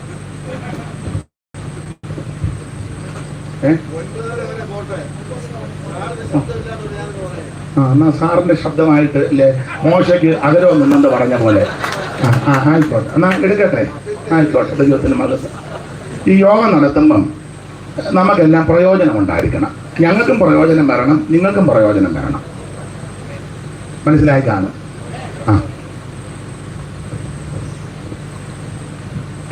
അപ്പൊ ശ്രദ്ധിക്കുക. 9:30 നടത്താം. അതാ 9:30 കറക്റ്റാന്നേ. അപ്പൊ ശ്രദ്ധിക്കുക. എന്താണ് സുവിശേഷം? അത് യേശു ക്രിസ്തു. എന്തിനാണ് സുവിശേഷം? സകല മനുഷ്യരും രക്ഷപ്പെടാൻ. കർമ്മമാർഗം കൊണ്ടോ, പുണ്യപ്രവൃത്തി കൊണ്ടോ, ദാനധർമ്മം കൊണ്ടോ, നേർച്ച കാഴ്ച കൊണ്ടോ, ആചാരം കൊണ്ടോ, അനുഷ്ഠാനം കൊണ്ടോ, മാമൂല് കൊണ്ടൊന്നും രക്ഷപ്പെടുകയല്ല. ഞങ്ങളുടെ വീട്ടിൽ സെൻട്രൽ പാസ്റ്റർ ഉണ്ട്, അപ്പച്ചൻ പാസ്റ്റർ, വല്യപ്പച്ചൻ പഴയ ഉപദേശിയ. നീ സ്വർഗത്തിൽ പോവുകയല്ല. പുള്ളിയുടെ കാര്യം തന്നെ കഷ്ടത്തില്ല. സ്വർഗത്തിൽ പോണേ രക്ഷിക്കപ്പെടണം. ഞങ്ങളുടെ വീട്ടിൽ അച്ഛനുണ്ട്, ജമ്മാച്ചനുണ്ട്, അവൻ മെത്രാനുണ്ട്, അവൻ തിരുമേനി. ഞങ്ങൾ ഒരു കുടുംബത്തിൽപ്പെട്ടതാ. നല്ലതാ. കലമണ്ണിൽ കശീശ ഒക്കെ നല്ല കാര്യം. പക്ഷെ സ്വർഗത്തിൽ പോകണമെങ്കിൽ നീ രക്ഷിക്കപ്പെടണം. തോമാശ്ലീഹ വന്ന കാലത്ത് 4 ബ്രാഹ്മണ കുടുംബത്തെ മുഖ്യ. അതിലൊരു കുടുംബമാണ് ഞങ്ങളുടെ കുടുംബം. ഏതാ? കള്ളികാളികാവ്, ശങ്കരപുരി, ബദലോമറ്റം. അതിലെ പ്രധാനപ്പെട്ട ഒരു കുടുംബത്തില് ഒരു താഴ്വഴി പെട്ടതാണ് എന്റെ ഫാദർ. നല്ല കാര്യം. പക്ഷെ സ്വർഗത്തിൽ പോണേ രക്ഷിക്കപ്പെടണം. കല്ലിശ്ശേരി, റാന്നി ആ ഭാഗത്തും പെങ്ങളെ കെട്ടിച്ചവരൊക്കെ അവർ പറയും ഞങ്ങൾ സിറിയയിലെ ഉറഹായി എന്ന് വന്നതാണ്. വള്ളത്തേന് 72 കുടുംബം. വള്ളത്തേല് നല്ല കാര്യം, വള്ളത്തേലോ ബോട്ടിലോ കപ്പലിലോ എന്തിലേലും പക്ഷെ സ്വർഗത്തിൽ പോണേ രക്ഷിക്കപ്പെടണം. അതാ വേദപുസ്തകത്തിന്റെ പ്രമാണം. പള്ളി പണിത് കൊടുത്തുകൊണ്ടോ, പള്ളിക്ക് സ്ഥലം കൊടുത്തത് കൊണ്ടോ, പെന്തിക്കോസ് ഹോള് പണിയാൻ 10 സെന്റ് സ്ഥലം കൊടുത്തത് കൊണ്ടോ, 2 പാൻ മേടിച്ചിട്ട് കറക്കിയത് കൊണ്ടോ, ഉപദേശമാർക്കും അച്ഛന്മാർക്കും ആമൻ ഭക്ഷണം കൊടുത്തത് കൊണ്ടോ, അച്ഛന് ലോഹായിക്ക് തുണി കൊടുത്തത് പിള്ളേർ ഉപയോഗിക്കുമെന്ന് വന്നപ്പോൾ ഉപദേശിക്ക് 2 ഷർട്ട് കൊടുത്തുകൊണ്ടൊന്നും സ്വർഗത്തിൽ പോകുകയല്ല, കൊടുത്തത് തിരിച്ച് മേടിക്കുകയും ചെയ്യരുത്. ഇവിടെ ഇപ്പോഴാണല്ലോ അറിയുന്നത്, എന്നാൽ പിന്നെ നീ തന്നേക്കാൻ. അല്ല, അങ്ങനെയുള്ളവരുണ്ട്. തന്നേച്ച് ഉണ്ട്. പേരൊന്നും ഞാനിപ്പോൾ പറയാൻ തന്നെ ഉണ്ടെന്ന്. ദൈവത്തിന് മഹത്വം. സ്വർഗത്തിൽ പോണേ രക്ഷിക്കപ്പെടണം. യേശു ക്രിസ്തുവിനെ രക്ഷിതാവായി സ്വീകരിക്കണം. മറ്റൊരുത്തരും രക്ഷയില്ല, യേശു ക്രിസ്തു മാത്രമാണ് രക്ഷകൻ. അതിന് 5 പൈസ മുടക്കണ്ട, കാശ് മുടക്കണ്ട, മൈൽ നടക്കണ്ട, ഭൗതിക വസ്തുക്കളൊന്നും കൊണ്ട് കൊടുക്കണ്ട, എണ്ണയും കൊടുക്കണ്ട, മെഴുകുതിരിയും കൊടുക്കണ്ട, കോഴിയും കൊടുക്കണ്ട, അരി കൊടുക്കണ്ട, പൊരി കൊടുക്കണ്ട, ഏത്തക്കൊല വേണ്ട, വാഴക്കൊല പൂവം വേണ്ട, ചിങ്ങനാതി വേണ്ട, പിന്നെ ഒന്നും വേണ്ട. അല്ല, വല്ലതുമായിട്ട് ചെന്നിട്ടെന്നാ പ്രയോജനം? മതങ്ങൾ പഠിപ്പിക്കുന്ന എല്ലാം കൊണ്ടുപോവാന്ന. ക്രൈസ്തവ മതം അതൊക്കെ തന്നെ. എല്ലാ മുഴുവൻ മതങ്ങളും പഠിപ്പിക്കുന്നത് കൊണ്ടുപോവാ എന്നല്ലേ. ലിസ്റ്റ് തന്നേക്കുക, ലിസ്റ്റ് ഇന്നൊക്കെ വേണം. ആൾക്കാർ കിടന്ന് ഓടുക കിട്ടാൻ വേണ്ടി. ചില സമയത്തൊക്കെ വലിയ തേള നമ്മൾ എന്നാ ടൗണിൽ മേടിക്കാൻ അതിനെ കൊണ്ടുപോകണ്ടേ? മനസ്സിലാകുന്നില്ല. ഒന്നും മനസ്സിലാകുന്നില്ല. പിന്നെ ഇങ്ങനെയൊക്കെ ഇരിക്കുന്നല്ലോ വലിയ കാര്യം. മതങ്ങൾ പഠിപ്പിക്കുന്നെല്ലാം കൊണ്ടുപോകാ. എന്നാൽ അത് കൊണ്ടുവന്നിട്ട് വല്ല ഗുണമുണ്ടോ? വായിച്ചേ, മീഖ 6:8 വായിച്ചത്. 6:6 മുതൽ വായിച്ചോ. മീഖ 6:6 മുതൽ വായിച്ചേ ദൈവദാസനെ. മീഖാ പ്രവചനം 6-ാം അധ്യായത്തിന്റെ 6 മുതൽ എന്ന് വായിച്ചേ. എന്തുകൊണ്ട് യഹോവയുടെ സന്നിധിയിൽ ചെന്നു. ജോസനാണ് വായിക്കുന്നത്. സന്തോഷം. എന്തോന്നുകൊണ്ട് യഹോവയുടെ സന്നിധിയിൽ ചെന്നു. ഞാൻ എന്തോ എടുത്തുകൊണ്ട് അങ്ങോട്ട് ചെല്ലുന്നത്? വാഴക്കൊല മതിയോ? ഏത്തക്കൊല മതിയോ? പൂവനാണോ? പടക്കോഴി വേണോ? ആട് വേണോ? നാട് വേണോ? കാള വേണോ? എന്തോന്നും കൊണ്ട് അങ്ങോട്ട് ചെല്ലുന്നത്? ചോദിക്കുക. എന്തോന്നും കൊണ്ട് അങ്ങോട്ട് ചെല്ലും? അത്യുന്നത ദൈവത്തിന്റെ മുമ്പാകെ കുമ്പിടേണ്ടു. അടുത്തത്, ഞാൻ ഹോമയാഗങ്ങളോടും 1 വയസ്സ് പ്രായമുള്ള കാളക്കിടാങ്ങളോടും കൂടെ അവന്റെ സന്നിധിയിൽ ചെല്ലണമോ? എന്തിനാ അങ്ങോട്ട് ചെല്ലുന്ന? കാളയായിട്ട്. ദൈവത്തിനൊരു കാണ, ദൈവത്തിനൊരു ആട്. ഇടക്കൊട്ട അണ്ട് 3 ആട് ചെല്ലും. ഒരു മല മുഴുവൻ ആടാ, വരയാട്. അന്നേരം നമ്മൾ കറവയില്ലാത്ത കറവ പറ്റിയ കറക്കാൻ പോലും സമ്മതിക്കല്ല, കിടന്ന് ഞാലുക. എന്നാലും ഇച്ചിരി പാല് ഉടനെ നമ്മൾ തീരുമാനിക്കാം അത് നമുക്ക് സഭയ്ക്ക് കൊടുക്കാമെന്ന്. ദൈവത്തിന് മിണ്ടുന്നില്ല. അയ്യോ, നാട്ടിലെ 1000 ജന്തുക്കള് ഉണ്ടാകട്ടെന്ന് പറഞ്ഞപ്പോ സകലതും ഉണ്ടാക്കിയവനാ ദൈവം. ദൈവത്തിന് ഇതൊന്നും ആവശ്യമില്ല കേട്ടോ. നിന്റെ ആടും വേണ്ട, കാലം വേണ്ട, പൂവൻ കോഴിയും വേണ്ട. കോഴിയുടെ പള്ളിക്ക് പിടിച്ച് അങ്ങോട്ട് പോവാ. അതിനാ അവിടെ ചെല്ലണം. എന്നിട്ട് കോഴിയുടെ തല വെട്ടി വെച്ചു, പരക്കി വെച്ച് കോഴി നടക്കും. ഇതുകൊണ്ടൊന്നും ചെന്നിട്ടൊന്നും ഗുണമില്ല തങ്കമ്മേ. അതാ ഇവിടെ വ്യക്തമായിട്ട് എഴുതിയിരിക്കുന്നു. എന്തോന്നും കൊണ്ട് അങ്ങോട്ട് ചെല്ലും. അടുത്ത വാക്യം വായിച്ചോ. 1000 ആട്ടുകൊറ്റനിലും 1000 ആട്ടുകൊറ്റനിലും 10,000 തൈലനദിയിലും യഹോവ പ്രസാദിക്കുമോ? അയ്യോ, സ്തോത്രം. പ്രസാദിക്കുമോ? ഇല്ല. എന്റെ അതിക്രമത്തിന് വേണ്ടി ഞാൻ എന്റെ ആദിജാതനെയും ഞാൻ ചെയ്ത പാപത്തിന് വേണ്ടി എന്റെ ഉദരഫലത്തെയും കൊടുക്കണമോ? അയ്യോ, പിള്ളേരെ കൊല്ലരുത്. നരവേലി അതെന്തൂര് ഒരു വട്ട് പിടിച്ചത് അള്ള കണ്ടിച്ചു. തലയുടെ പേര് ഞാൻ മറന്നുപോയി. എന്തുവാ? എലന്തൂര് മാതൂച്ച.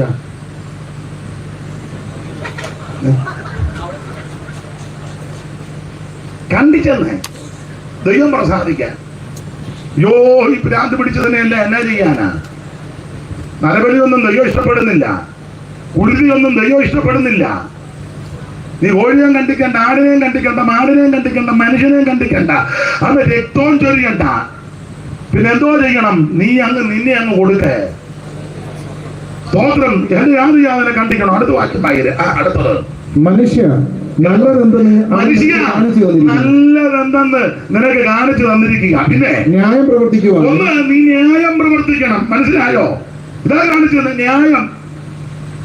അനീതിക്കൊന്നും കൂട്ടു നിൽക്കരുത്. ചേട്ടനോ അനിയനോ സഹോദരങ്ങൾക്ക് എന്തേലും ഭാഗോടും കൊടുക്കാനുള്ളതൊക്കെ കൃത്യം കൊടുക്കണം. അടിച്ചു മാറ്റരുത്, കള്ളയാധാരം ഉണ്ടാക്കരുത്. അപ്പനും വെല്ലുപ്പനും ജാഥാറ ഇങ്ങനെ ചരിഞ്ഞു കിടന്നപ്പോ കുറുക്ക് ഇതിലേക്കൂടെ ഒരു ചേച്ചി വിരല് പിടിച്ചു നമുക്ക്, എന്നിട്ട് കള്ളയാധാരം. അങ്ങനെയുള്ള ഒത്തിരി ബിരുദന്മാരുണ്ട്. സ്റ്റേജ് കഴിഞ്ഞ് പ്രസംഗിക്കുക, സ്തോത്രം, ആമേ, കൈപ്പിടിയില്ലാത്ത ഒരു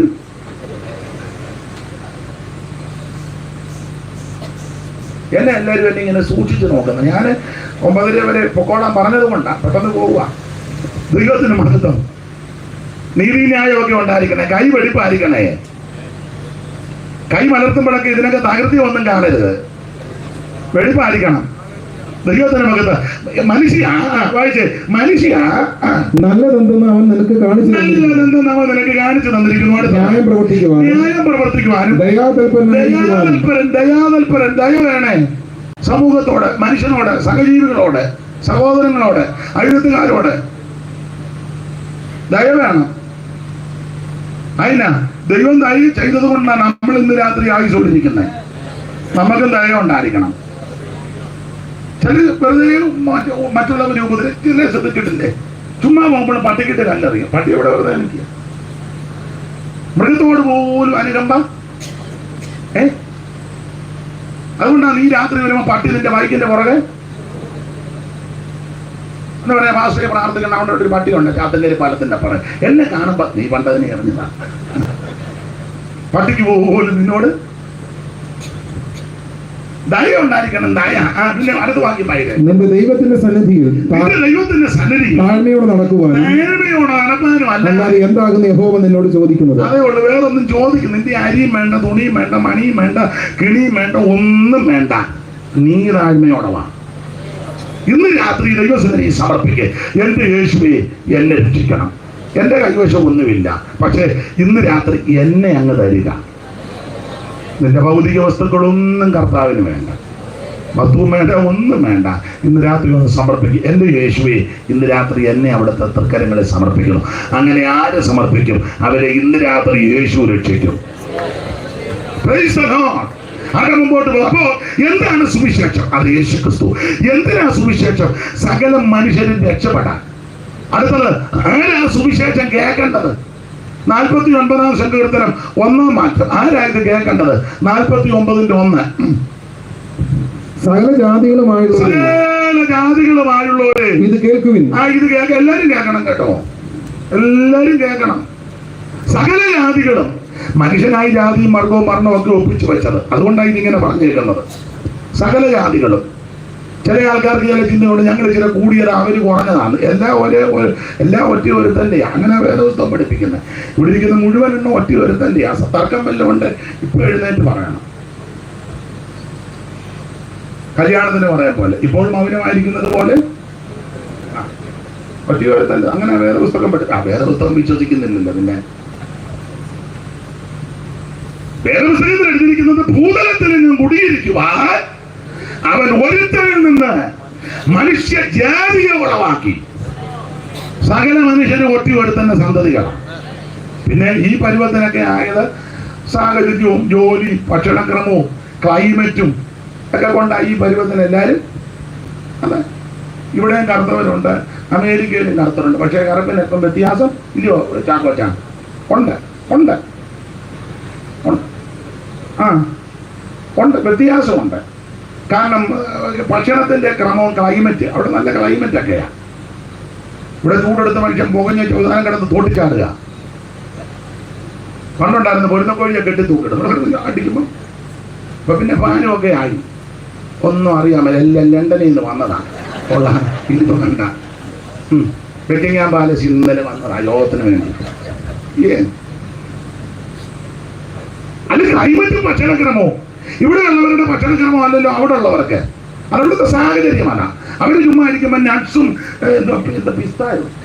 പിസ്തായും നട്ട്സും ബദാമും ഒക്കെ. നമ്മൾ കഴിക്കുന്നതന്നെ ആഞ്ഞിലിക്കുരു വറുത്തത്. അവിടെ പോയി ചോട്ട് നിൽക്കും, ആഞ്ഞിലിക്കാവല്ലോ പണ്ട് ഇല്ല കയറി പറിച്ച് വെച്ച് ചാരത്തിനകത്ത് ഒന്ന് ആഞ്ഞിലി കയറിയവനാണ്. ഇപ്പൊ ഒന്നും അറിയാൻ പറ്റുന്ന ഇതിപ്പോ കണ്ട അവനെ ആഞ്ഞിലേക്ക് അവന് കൊണ്ടുവന്ന് പഴയ അമ്മമാർക്ക് ഓട്ട് പറ ഓട്ടുപറക്കകത്ത് വാർത്തേച്ച് മുളത്തിലോട്ടിട്ട് മുളനാടിയുണ്ട് എന്നിട്ട് അത് പേറ്റി അതിന്റെ ഇതെല്ലാം കളഞ്ഞു വെച്ച് അതാണ് നമ്മുടെ നാൻസ്. മറ്റവരെന്നാലും നല്ല അണ്ടിപ്പരിപ്പ്. അപ്പൊ അണ്ടിപ്പരിപ്പ് കഴിക്കുന്നവന്റെ മുഖവും ആഞ്ഞിലിക്കാക്കുറു തിന്നുന്നവന്റെ മുഖവും ഒരുപോലെ ആണോ ചാക്കോച്ച? അല്ല. അപ്പൊ ക്ലൈമറ്റും ഭക്ഷണക്രമം കൊണ്ടൊക്കെ ഈ വ്യത്യസ്തത. പക്ഷെ ഒരു കാര്യം പറയാം, സകല എണ്ണ ഒറ്റി ഒരുത്തല്ല. വേറെ പുസ്തകമല്ല പഠിപ്പിക്കുന്നത്. ഭൂതലത്തിൽ നിന്ന് മുടിയിരിക്കുവാൻ അവൻ ഒരുത്തനിൽ നിന്ന് മനുഷ്യജാതിയെ ഉളവാക്കി. പക്ഷെ മനുഷ്യരായ ജാതികളെല്ലാം തരംതിരിച്ചു വെച്ചേക്കുന്നത്. ഞങ്ങൾ കൂടിയവരെ, ഞങ്ങൾ ആദ്യ ബ്രാഹ്മണര്, മറ്റവര് ക്ഷത്രിയര്, ഇവര് വൈശ്യര്, മറ്റവര് ശൂദ്രര്, പിന്നെ ബാക്കിയെല്ലാം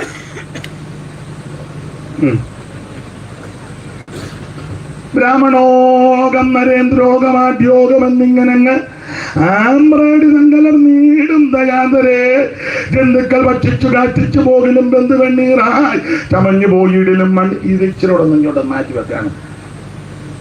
അതാ എനിക്ക് സുഖം വരുന്നില്ല. അതാ ഞാൻ ഇടയ്ക്കിടയ്ക്ക് അങ്ങോട്ട് ഓടുന്നത്.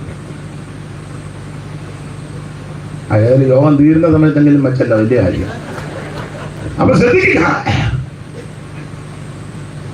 ബ്രാഹ്മണോകം നരേന്ദ്രോഗമാദ്യോഗം എന്നിങ്ങനെ ആമ്രേടി സങ്കലർ നീടും ദശാന്തരെ ജന്തുക്കൾ ഭക്ഷിച്ചു കാറ്റിച്ചു പോകലും ബന്ധു വെണ്ണീറായി ചമഞ്ഞു പോയിടിലും മണ്ണിന് കീഴാൽ കൃമികളായി പോകലും.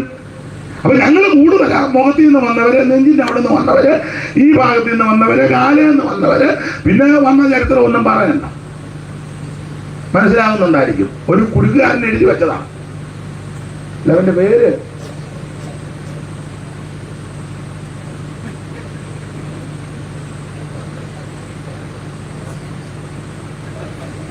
മൈക്ക് കൂടെ പറയാൻ വേറെ കേസാ. അപ്പൊ ശ്രദ്ധിക്കുക, ഈ മനുഷ്യന്റെ എല്ലാം പ്രകൃതിയെ തരം താഴ്ത്തി ഞങ്ങൾ കൂടിയവരാ, എവര് കുറഞ്ഞവരാ, അല്ലല്ല, എല്ലാം ഒറ്റ തന്നെ സന്തതിയാ. മനുഷ്യൻ ഇതെല്ലാം തരംതിരിച്ചിങ്ങനെ ഒപ്പിച്ചു വെച്ചിരിക്കുക. അതുകൊണ്ടാണ് സങ്കീർത്തനം 49 പറഞ്ഞത്, സകല ജാതികളുമായുള്ളവര് ഇത് കേക്ക്. എന്തുവാ? സുവിശേഷം കേക്ക്. അതിന് എല്ലാവർക്കും കേൾക്കാൻ പറ്റുന്നത് ആ സുവിശേഷം. എല്ലാവർക്കും കേൾക്കാൻ കൊള്ളാവുന്നത് സുവിശേഷമുള്ളൂ. എല്ലാവരും കേട്ടിരിക്കാൻ പറ്റുന്നത് സുവിശേഷമുള്ളൂ. മറ്റു കാര്യമൊന്നും എല്ലാവർക്കും കേട്ടിരിക്കാൻ, എല്ലാവരും കൂടെ കേട്ടിരിക്കാൻ കുഴപ്പമില്ല. ചില പ്രായമുള്ളവര് വർത്താനം പറയുമ്പോൾ പറയല്ലേ, എന്തുവാടാ മൂത്തവര് വർത്താനം പറഞ്ഞതിന്റെ കീഴേ കയറി. അപ്പൊ മൂത്തവര് പറയുന്നൊക്കെ അത്രയാ, കൊച്ചുങ്ങൾക്ക് കേൾക്കാനൊന്നും.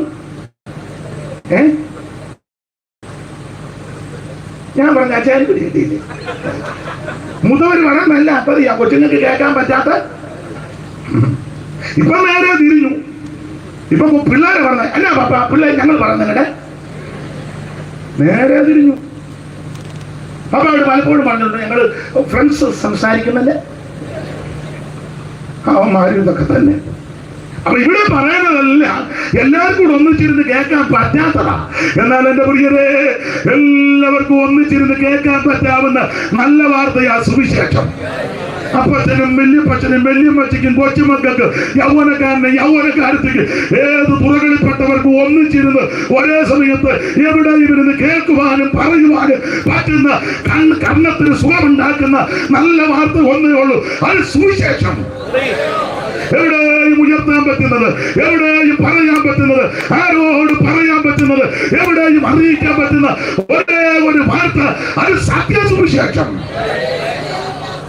അതിന് ഈ ദിവസങ്ങളിൽ ഇന്ന് നാളെയൊക്കെ ഇവിടെ സാക്ഷ്യം വഹിക്കുന്ന പ്രിയപ്പെട്ടവരെ ഓർത്ത് ദൈവത്തെ സ്തുതിക്കുന്നു. കേൾക്കട്ടെ, എല്ലാവരും കേൾക്കട്ടെ, സകല ജാതികളുമായുള്ളവര്. പക്ഷെ ഞാൻ നമ്മുടെ പെന്തിക്കോസ്റ്റുകാരോട് പറയാറുണ്ട്, നമ്മുടെ സെൻട്രൽ ട്രാവൻകൂറിലെ യോഗം നടത്തിയ എല്ലാവരെയും കേൾപ്പിക്കുകയല്ല. മുമ്പ് ഞാൻ പറഞ്ഞല്ലോ, കേൾപ്പിക്കുകയല്ല. ഇവിടെ വന്നാലേ ക്ലിയറായി കേൾക്കുകയുള്ളൂ. ആ മുക്കിൽ വന്നാൽ കേൾക്കുകയല്ല. ഞാൻ തുടക്കത്തിൽ പറഞ്ഞല്ല, മറ്റവർ കേൾപ്പിക്കും. ഓരോ പോസ്റ്റയിലും വെച്ചിട്ടുണ്ട്, ഒന്നര വിട്ട് വണ്ടികളൊക്കെ പോകുമ്പോൾ 3-4 കിലോമീറ്റർ എന്നാലും കേൾക്കാം. നിങ്ങൾക്ക് മനസ്സിലായില്ല? ചെറിയ കോളാൻ വെച്ചിട്ട് ഇത്രേ ഉള്ളു, ചെറിയത്. ഒന്ന് അങ്ങോട്ട് വന്ന് ഇങ്ങോട്ടും. നമുക്ക് ആ കൂടെ വെച്ചതാ ഇത്. അതും അതുങ്ങളോട് പറഞ്ഞ് ഇച്ചിരൂടെ താത്ത് പിടിക്കാൻ. ഇവരുടെ കാര്യമല്ല. പൊതുവില്ലേ മൈക്ക് സെറ്റുകാരെ വിളിക്കുമ്പോൾ എന്തുവാ ചാർജ്? ഇന്നതാ ഇച്ചിരൂടെ താക്കാവും. എന്നാ പുള്ളി താത്തും, ഒരു ബോക്സ് താത്തും. മത് മത് അല്ല, അവരുടെ കൂടെ ഇതിനൊക്കെ ചെലവില്ലയോ? ഉണ്ട്. പിന്നെ നമ്മുടെ ആൾക്കാർ എല്ലാത്തിനും പേടിത്തൊണ്ടന്മാരുമാണ്. അതാ പറഞ്ഞത് സൂക്ഷം 9 ആകുമ്പോ നിർത്തി. അതിന് കാര്യം എന്നാണെന്നറിയോ? വളരെ കാര്യമല്ല. നിങ്ങൾ ചെലുത്തി തന്നെ നമുക്ക് തരുന്ന സാങ്ഷൻ 9 നിർത്തണം. അതാ മറ്റവർ 11 ആയാലും അവർ നിർത്തത്തുമില്ല. നിർത്തിക്കാൻ ആരും അങ്ങോട്ട് ചെല്ലുകയല്ല. ചെന്നാൽ ഒരു മടക്കി തിരിച്ച് അതാ വല്ല മനസ്സിലാകുന്നുണ്ടോ? നത്ത് കുത്തിയിരിക്കും പോലിക്കാതെ ദൈവത്തെ മഹത്വപ്പെടുത്തുക. ദൈവത്തിന് മഹത്വം. അതുകൊണ്ടാ ബഹുമാനപ്പെട്ട സാറ് പറഞ്ഞ 9 കാരണം ചെന്നപ്പം പറഞ്ഞു കാണും 9 പറഞ്ഞു കാണും. അപ്പൊ ചോദിച്ചു കാണും, ആരാ നിങ്ങളുടെ മാസ്റ്റർമാരൊക്കെ കിടന്ന് അലറും 9 ആകുമ്പോ? ഇതിലും വലിയ അലർജി ആ വേറെ സ്ഥലങ്ങളിൽ ആർക്കും പ്രശ്നവുമില്ല. അതുകൊണ്ട് നമ്മളും പറയും 9 ആകുമ്പോ നിർത്തിയേക്കണം, അധികം ശബ്ദം എടുക്കരുത്, കോളാൻ. അല്ല, നിയമം എല്ലാവർക്കും മാറാറില്ലേ? അല്ലയോ? ഒരു രാജ്യത്ത് പാലിക്കുമ്പോൾ ആ രാജ്യത്തിന്റെ നിയമങ്ങൾ എല്ലാവരും പാലിക്കണം. ഒരു വിഭാഗക്കാർക്ക് പാലിക്കാൻ ബുദ്ധിമുട്ടും മറ്റൊരു വിഭാഗക്കാര് ഇത് പാലിക്കണമെന്ന് പറയുന്നത് നീതിയല്ല. പിന്നെ ഒരു കാര്യം, ഇവിടെ നീതി ന്യായം ഒന്നുമില്ല. നീതിയായിട്ട് ഭരണം വരുന്നെങ്കിൽ യേശുവിന്റെ ഭരണമാണ്. പിന്നെ അങ്ങനെയൊക്കെ നമുക്ക് ആശ്വസിച്ച് ഇന്ന് രാത്രി യോഗം പ്രാർത്ഥിച്ച് നിർത്താം. അതേ ഒക്കുള്ളൂ. പക്ഷെ ഇത് കേൾപ്പിക്കത്തില്ല നമ്മുടെ ആൾക്കാർ, കേൾപ്പിക്കുകയല്ല. മറ്റവരെല്ലായിടത്തും വെച്ചോട്ടുണ്ട് കേൾക്കാം, ആർക്കും കേൾക്കാം. നമുക്ക് ഇതിനകത്ത് തന്നെ കൃത്യമായിട്ട് കേൾക്കുന്നില്ലല്ലോ. പക്ഷെ ഇവിടെ വായിക്കുന്നത് സകല ജാതികളുമായുള്ളവരെ ഇത് എല്ലാവരും കേൾപ്പിക്കണം. എല്ലാവർക്കും കേൾക്കാൻ പറ്റാവുന്നതാണ് സുവിശേഷം. ഓടിച്ച് പറയാ, എന്താ സുവിശേഷം? യേശു ക്രിസ്തു. എന്തിനാ സുവിശേഷം? സകല മനുഷ്യരും അവൻ രക്ഷപ്പെടാൻ. ആരാ സുവിശേഷം കേൾക്കേണ്ടത്? സകല ജാതികളും ഇത് കേൾക്കണം. കേൾക്കാനുള്ള ഗുണമല്ല, കേൾക്കാനുള്ള ഗുണം സുവിശേഷം കേട്ടാലേ. ഒത്തിരി കാര്യം പറയേണ്ടതാ. സുവിശേഷം കേട്ടാല് ദൈവത്തിന് മഹത്വം. ഒന്ന്, മാനസാന്തരം ഉണ്ടാകും. മർക്കോസിന്റെ സുവിശേഷം 1-ാം അധ്യായത്തിന്റെ 14 മുതൽ താഴോട്ട് പഠിക്കുമ്പോൾ യേശു ഗലീലയിൽ ചെന്ന് അവൻ സുവിശേഷം അറിയിച്ചെന്ന വായിച്ചേ. 1:14 മുതൽ എന്ന് വായിച്ചു. മർക്കോസ് 1:14 മുതൽ. ഓടിച്ചൊക്കെ നിർത്താം പെട്ടെന്ന്. 1:14 മുതൽ എന്ന് വായിച്ചു. ദൈവത്തിന്റെ മഹത്വം. എന്നാൽ യോഹന്നാൻ തടവിലായ ശേഷം യേശു ഗലീലയിൽ ചെന്നു ദൈവരാജ്യത്തിന്റെ സുവിശേഷം പ്രസംഗിച്ചപ്പോൾ ദൈവരാജ്യത്തിന്റെ സുവിശേഷം പ്രസംഗിച്ചു. അടുത്തത്, കാലം തികഞ്ഞു, ദൈവരാജ്യം സമീപിച്ചിരിക്കുന്നു. മാനസാന്തരപ്പെട്ട് സുവിശേഷത്തിൽ വിവരിക്കുന്നില്ല. അവൻ സുവിശേഷം കേട്ടവരുടെ ഗുണം ഒന്ന്, മാനസാന്തരപ്പെടണം. ഇപ്പോൾ എല്ലായിടത്തും എല്ലാവരും മാനസാന്തരപ്പെടണം. എന്തുവാ ഈ മാനസാന്തരം? തിരിഞ്ഞു വരണം. പഴയ സംസാരം, ചിന്തകള്, വികാരങ്ങള്, പോക്ക്, നടപ്പ്, ഇടപാട് അതെല്ലാം നിർത്തണം. അതാ മാനസാന്തരം. നല്ല ഉദാഹരണം സക്കായിയുടേതാണ്. യേശു എങ്ങനെയുള്ളവനെന്ന് കാണാൻ മുന്നോട്ട് ഓടി, പുറകോട്ടല്ല, മുന്നോട്ട് ഓടി ഒരു കാട്ടത്തിയെ കയറിയിരിക്കുക. യേശു അതിലെ വരുക. പുള്ളിക്കറിയാം ഇതിലെയാ വരുന്നെന്ന്. എങ്ങനെയോ അറിവ് കിട്ടി. അതിനാ പുള്ളി മുന്നോട്ട്, ആള് നീളം കുറവാ. ഓടി കാട്ടത്തിയെ കയറി. ഇലയൊക്കെ ഒത്തിരി ഉള്ളത്. പമ്മി ഇരിക്കുക. യേശു പോകുമ്പോൾ എങ്ങനെയുള്ളവനെന്ന് കാണാൻ. കാരണം കേട്ടിട്ടുണ്ട് വലിയ പുള്ളിയാന്ന്. എങ്ങനെ മരിച്ചവരെ ഉയർപ്പിക്കും, കുരുടർക്ക് കാഴ്ച കൊടുക്കും, ചെറുടർക്ക് കേൾവി കൊടുക്കും. ആ നൈലിലെ വിധവയുടെ മകനെ മഞ്ചത്തെ തുറന്നുള്ളൂ. ചെറുക്കൻ ചാടി എഴുന്നേറ്റു. പിന്നെ യേശുവിൻ്റെ ഒരു ഗുണം, ചാടി എഴുന്നേറ്റ് ചെറുക്കനെയും കൊണ്ട് പോയില്ല, ചെറുക്കനെ അമ്മയ്ക്ക് കൊടുത്തു. ഇന്നത്തെ ബിരുദന്മാരെ ചെറുക്കനെ പിന്നെ അമ്മയെ കാണിക്കുകയല്ല. അതല്ല പിന്നെ വീഡിയോ കൂടെ, ഹായ് മോനെ, ഇപ്പൊ ഇവിടെ ശുശ്രൂഷ, ഇപ്പോ മമ്മി പുത്തരിക്കണ്ട മൈതാനത്ത് തലക്ക് കാണാനൊക്കെ അതില്ല. കാരണം ഇവനെ ഇട്ടാ പിന്നെ അടുത്ത പരിപാടി. ബ്രദറിന് എന്തോ സംഭവിച്ചു. ഒന്ന് പറഞ്ഞു, ഞാനിങ്ങനെ ചത്തുപോയി, മഞ്ചത്തയിലായിരുന്നു. ഈ ബ്രദർ വന്ന് ആ ബ്രദറുണ്ട് പറഞ്ഞപ്പോൾ ഈ ബ്രദർ ആ ബ്രദർ ഈ മൊത്തം ബ്രദറാ. യേശു അവനെ കൊണ്ട് എങ്ങും പോയില്ല. യേശുവിനെ അമ്മയ്ക്ക് കൊടുത്ത് യേശു അടുത്ത് ശുശ്രൂഷയ്ക്ക് പോയി. അപ്പൊ ഇങ്ങനെയുള്ള യേശുവിനെ ഒന്ന് കാണണം. അതിന് സക്കായി മുന്നോട്ട് ഓടി. ഓടിച്ചെന്ന് കാട്ടത്തിയുടെ മോളിൽ കയറിയിരിക്കുക. അറിയാതെ എന്റെ ഭാഷയാ, പമ്മിയിരിക്കുക. യേശുവും ശിഷ്യന്മാരും യാത്ര ചെയ്ത് വന്ന് കർത്താവ് അത്തിയുടെ ചോടി വന്ന് മേളിലോട്ട് നോക്കിയിട്ട് പറഞ്ഞു, സഖായിയെ ഉരുണ്ടു വീഴാതെ ഇറങ്ങി വാ. അങ്ങനെ എഴുതിയിട്ടില്ല. ഇന്ന് രാത്രി നിന്റെ വീട്ടില. ഞാനിങ്ങനെ ആ ഭാഗം പ്രസംഗിക്കാൻ പറയുന്നത് യെരൂശലേമിലോട്ട് പോകുക, പക്ഷെ പ്രോഗ്രാം ചേഞ്ച് ആക്കി. ഇന്ന് രാത്രി നിന്റെ വീട്ടില. കർത്താവിനെ കാണാൻ ആഗ്രഹമുള്ളവന് വേണ്ടി ദൈവം പ്രോഗ്രാം ഒക്കെ ചേഞ്ച് ആക്കും. യേശുവിനെ ആരാധിക്കാനും അംഗീകരിക്കാനും സേവിപ്പാനും സ്നേഹിപ്പാനും ഒക്കെ താല്പര്യത്തോടെ നീ വന്ന് ചില പ്ലാനൊക്കെ ദൈവം വ്യത്യാസപ്പെടുത്തും. ഇന്ന് രാത്രി നിന്റെ വീട്ടില. അയ്യോ, വീട്ടിൽ കൊണ്ടുചെന്നു. യേശു വീട്ടിൽ വന്നപ്പോഴേ മാനസാന്തരമായി. അല്ല, മേളിയിരുന്നപ്പോഴേ കണ്ടല്ലോ. മേളിയിരുന്നപ്പോൾ ആരും കണ്ടില്ലെന്ന് പറഞ്ഞാൽ പുള്ളി മേളിൽ. പക്ഷെ അക്രിയാലിക്കൊത്ത കണ്ണുള്ളവനാ. അത്തിയുടെ മേളിൽ ഇരുന്നവനെ യേശു കണ്ടു. അല്ല, അത്തിയുടെ കീഴേ ഇരുന്നവനെയും കണ്ടു.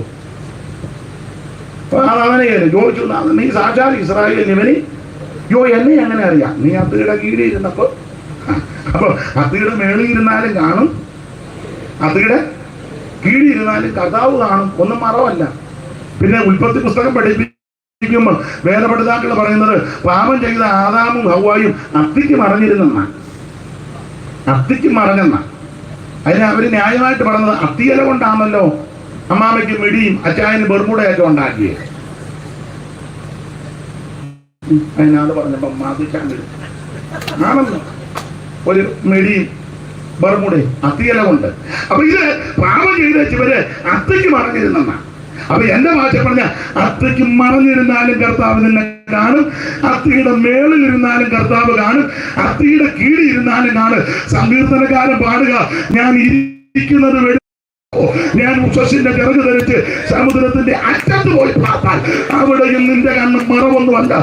നഗ്നമായി അവൻ സകലതും എറിയുന്ന കാണുന്ന ഒരു നല്ല കർത്താവിനെയാ ഞാൻ നിങ്ങൾ ഭജിക്കുന്നത്. ഇരിക്കുന്നതും ഞാൻ എഴുന്നേൽക്കുന്നതും കർത്താവ് കാണുന്നു, ഗ്രഹിക്കുന്നു കർത്തനൻ ഹൃദയ നിരൂപണ.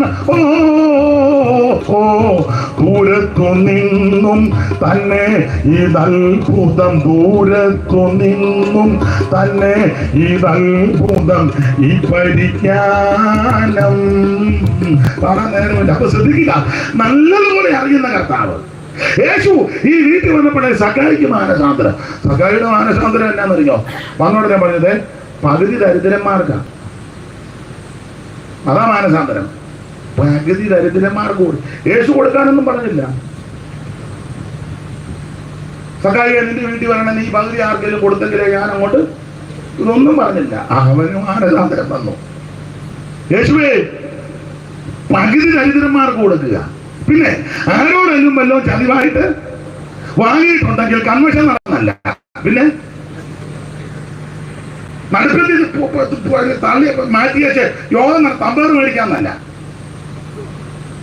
പകല് ഫയർ കോൺഫറൻസും വൈകിട്ട് ഫയർ. അല്ലല്ലല്ല, മിണ്ടുന്നില്ല.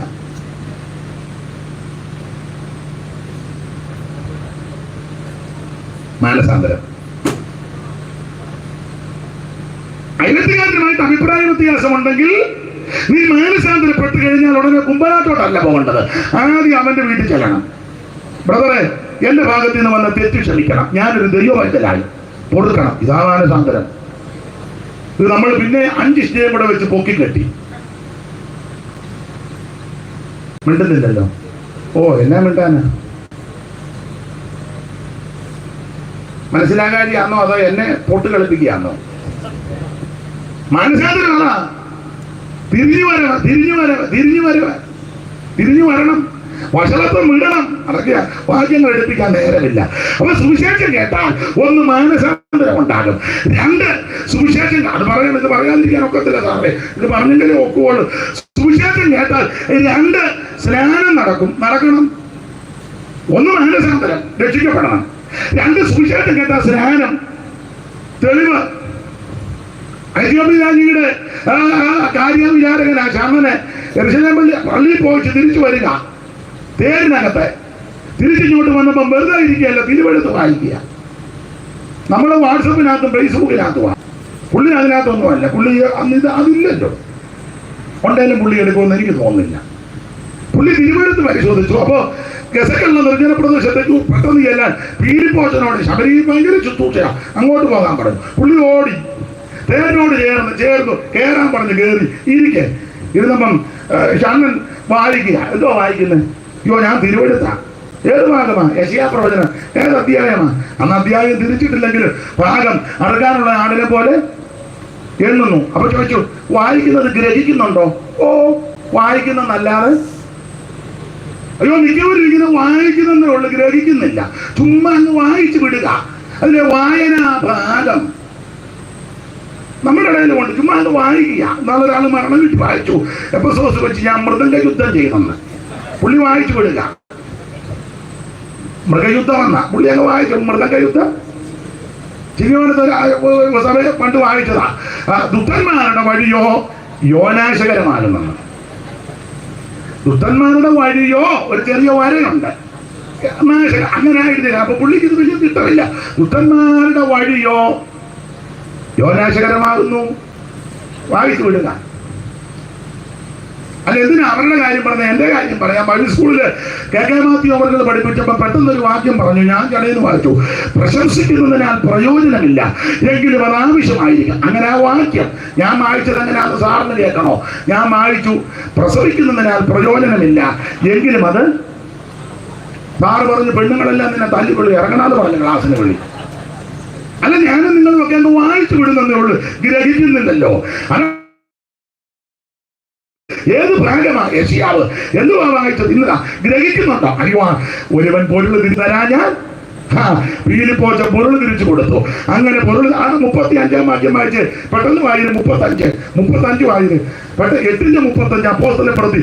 അവിടെ അയ്യോ വിഷയം 8:35 പെട്ടെന്ന് വായിച്ചു, നേരെ പോകുന്നു. ഫിലിപ്പോസ് ഈ തിരുവെഴുത്ത് ആധാരമാക്കി അവനോട് യേശുക്രിസ്തുവിനെ കുറിച്ചുള്ള സുവിശേഷം അറിയിപ്പാൻ തുടങ്ങി. കണ്ടോ? ഈ തിരുവെഴുത്ത് ആധാരമാക്കി യേശുക്രിസ്തുവിനെ പറ്റി സുവിശേഷം അറിയിച്ചു. എന്തിനേറെ സുവിശേഷം പറഞ്ഞ് മുമ്പോട്ട് തേര് പോകുക. അപ്പൊ തേരിനകത്തിന് ഇങ്ങനെ സുവിശേഷം പറഞ്ഞു കുറെ അങ്ങോട്ട് ചെന്നപ്പോൾ വെള്ളമുള്ള ഒരു സ്ഥലം. ഉടനെ ഫിലിപ്പോസിനോട് ഷണ്ണം പറയാതെ വെള്ളം അതിനെ ദാഹിക്കുന്നു. അല്ലല്ല, എനിക്ക് സ്നാനപ്പെടണം. അപ്പൊ ശരിക്കും സുവിശേഷം പറഞ്ഞാൽ അതിനകത്ത് സ്നാനം ഉണ്ട്. സ്നാനം പറയാതെ സുവിശേഷം പറഞ്ഞാൽ നീ കള്ളനാ.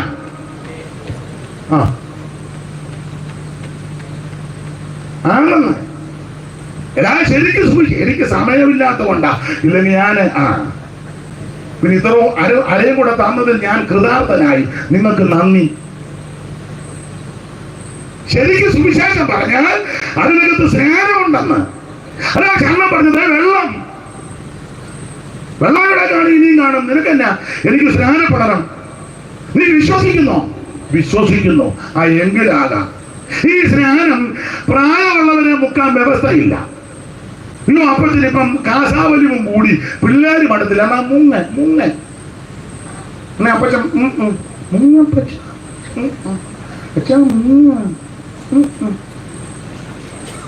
അവസാനം അങ്ങേയറ്റം പറ്റുമ്പോ പുള്ളി പറഞ്ഞു, അമ്മ മുങ്ങ എവിടാ? ചാത്തക്കേരി കടവിന്റെ അവിടെ കൊണ്ട് മുക്കി. പണ്ട് വള്ളക്കാലില് ഒരപ്പച്ചനെ മേക്കാട്ട് വേടിച്ചാൽ മുക്കി മുക്കിയപ്പോ പുള്ളി നിന്റെ എല്ലാം സൂക്കേട് തോന്നല്ലേ, ഞാൻ പോവാ.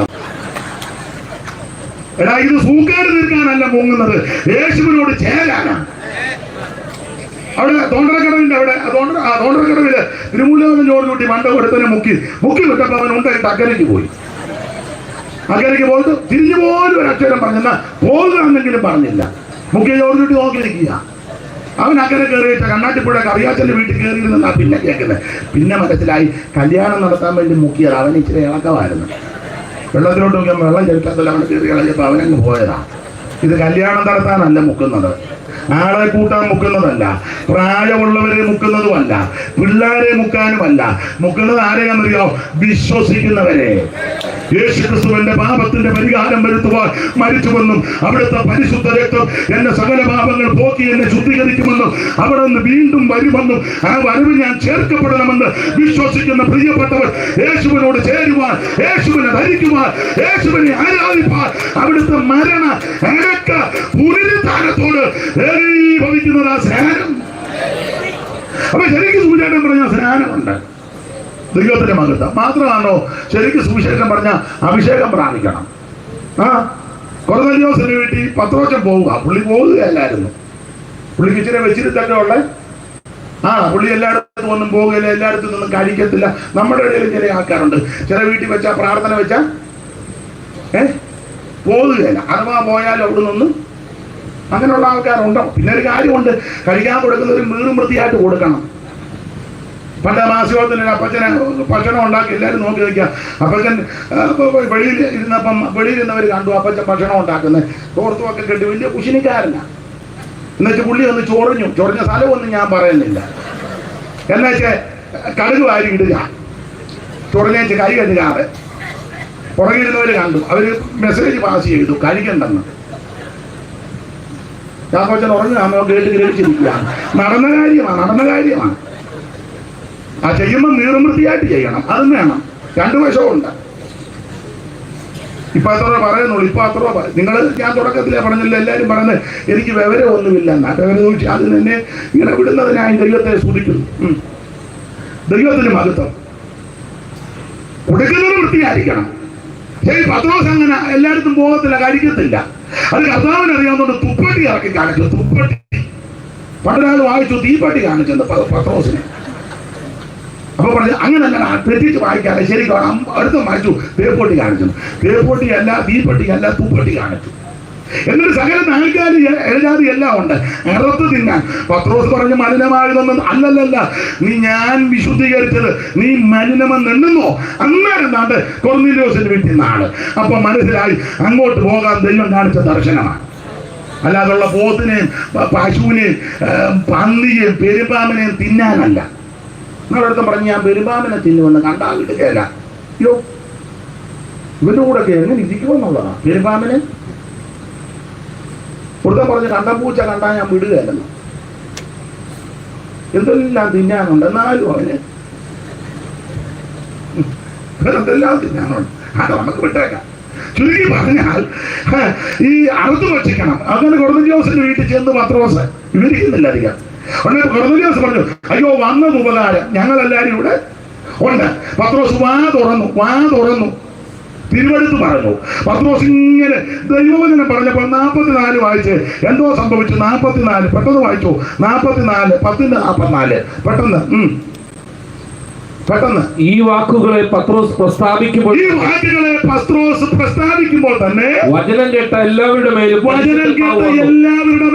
പരിശുദ്ധാത്മാവ് വന്ന് അവർ അന്യഭാഷകളിൽ സംസാരിച്ച് ദൈവത്തെ അപ്പോൾ ശരിക്കും സുവിശേഷം കേട്ടാൽ അഭിഷേകം പ്രാപിക്കും. ഇതാ സുവിശേഷം. എന്തുവാ സുവിശേഷം? യേശു ക്രിസ്തു. എന്തിനാ സുവിശേഷം? സകല മനുഷ്യൻ രക്ഷപ്പെടാൻ. ആരാ കേൾക്കേണ്ടത്? സകല ജാതികളും കേൾക്കണം. കേട്ടാലുള്ള ഗുണമല്ല, 1 മനസാന്തരപ്പെടും, 2 സ്നാനം നടക്കും, 3 അഭിഷേകം പ്രാപിക്കും. സ്തോത്രം.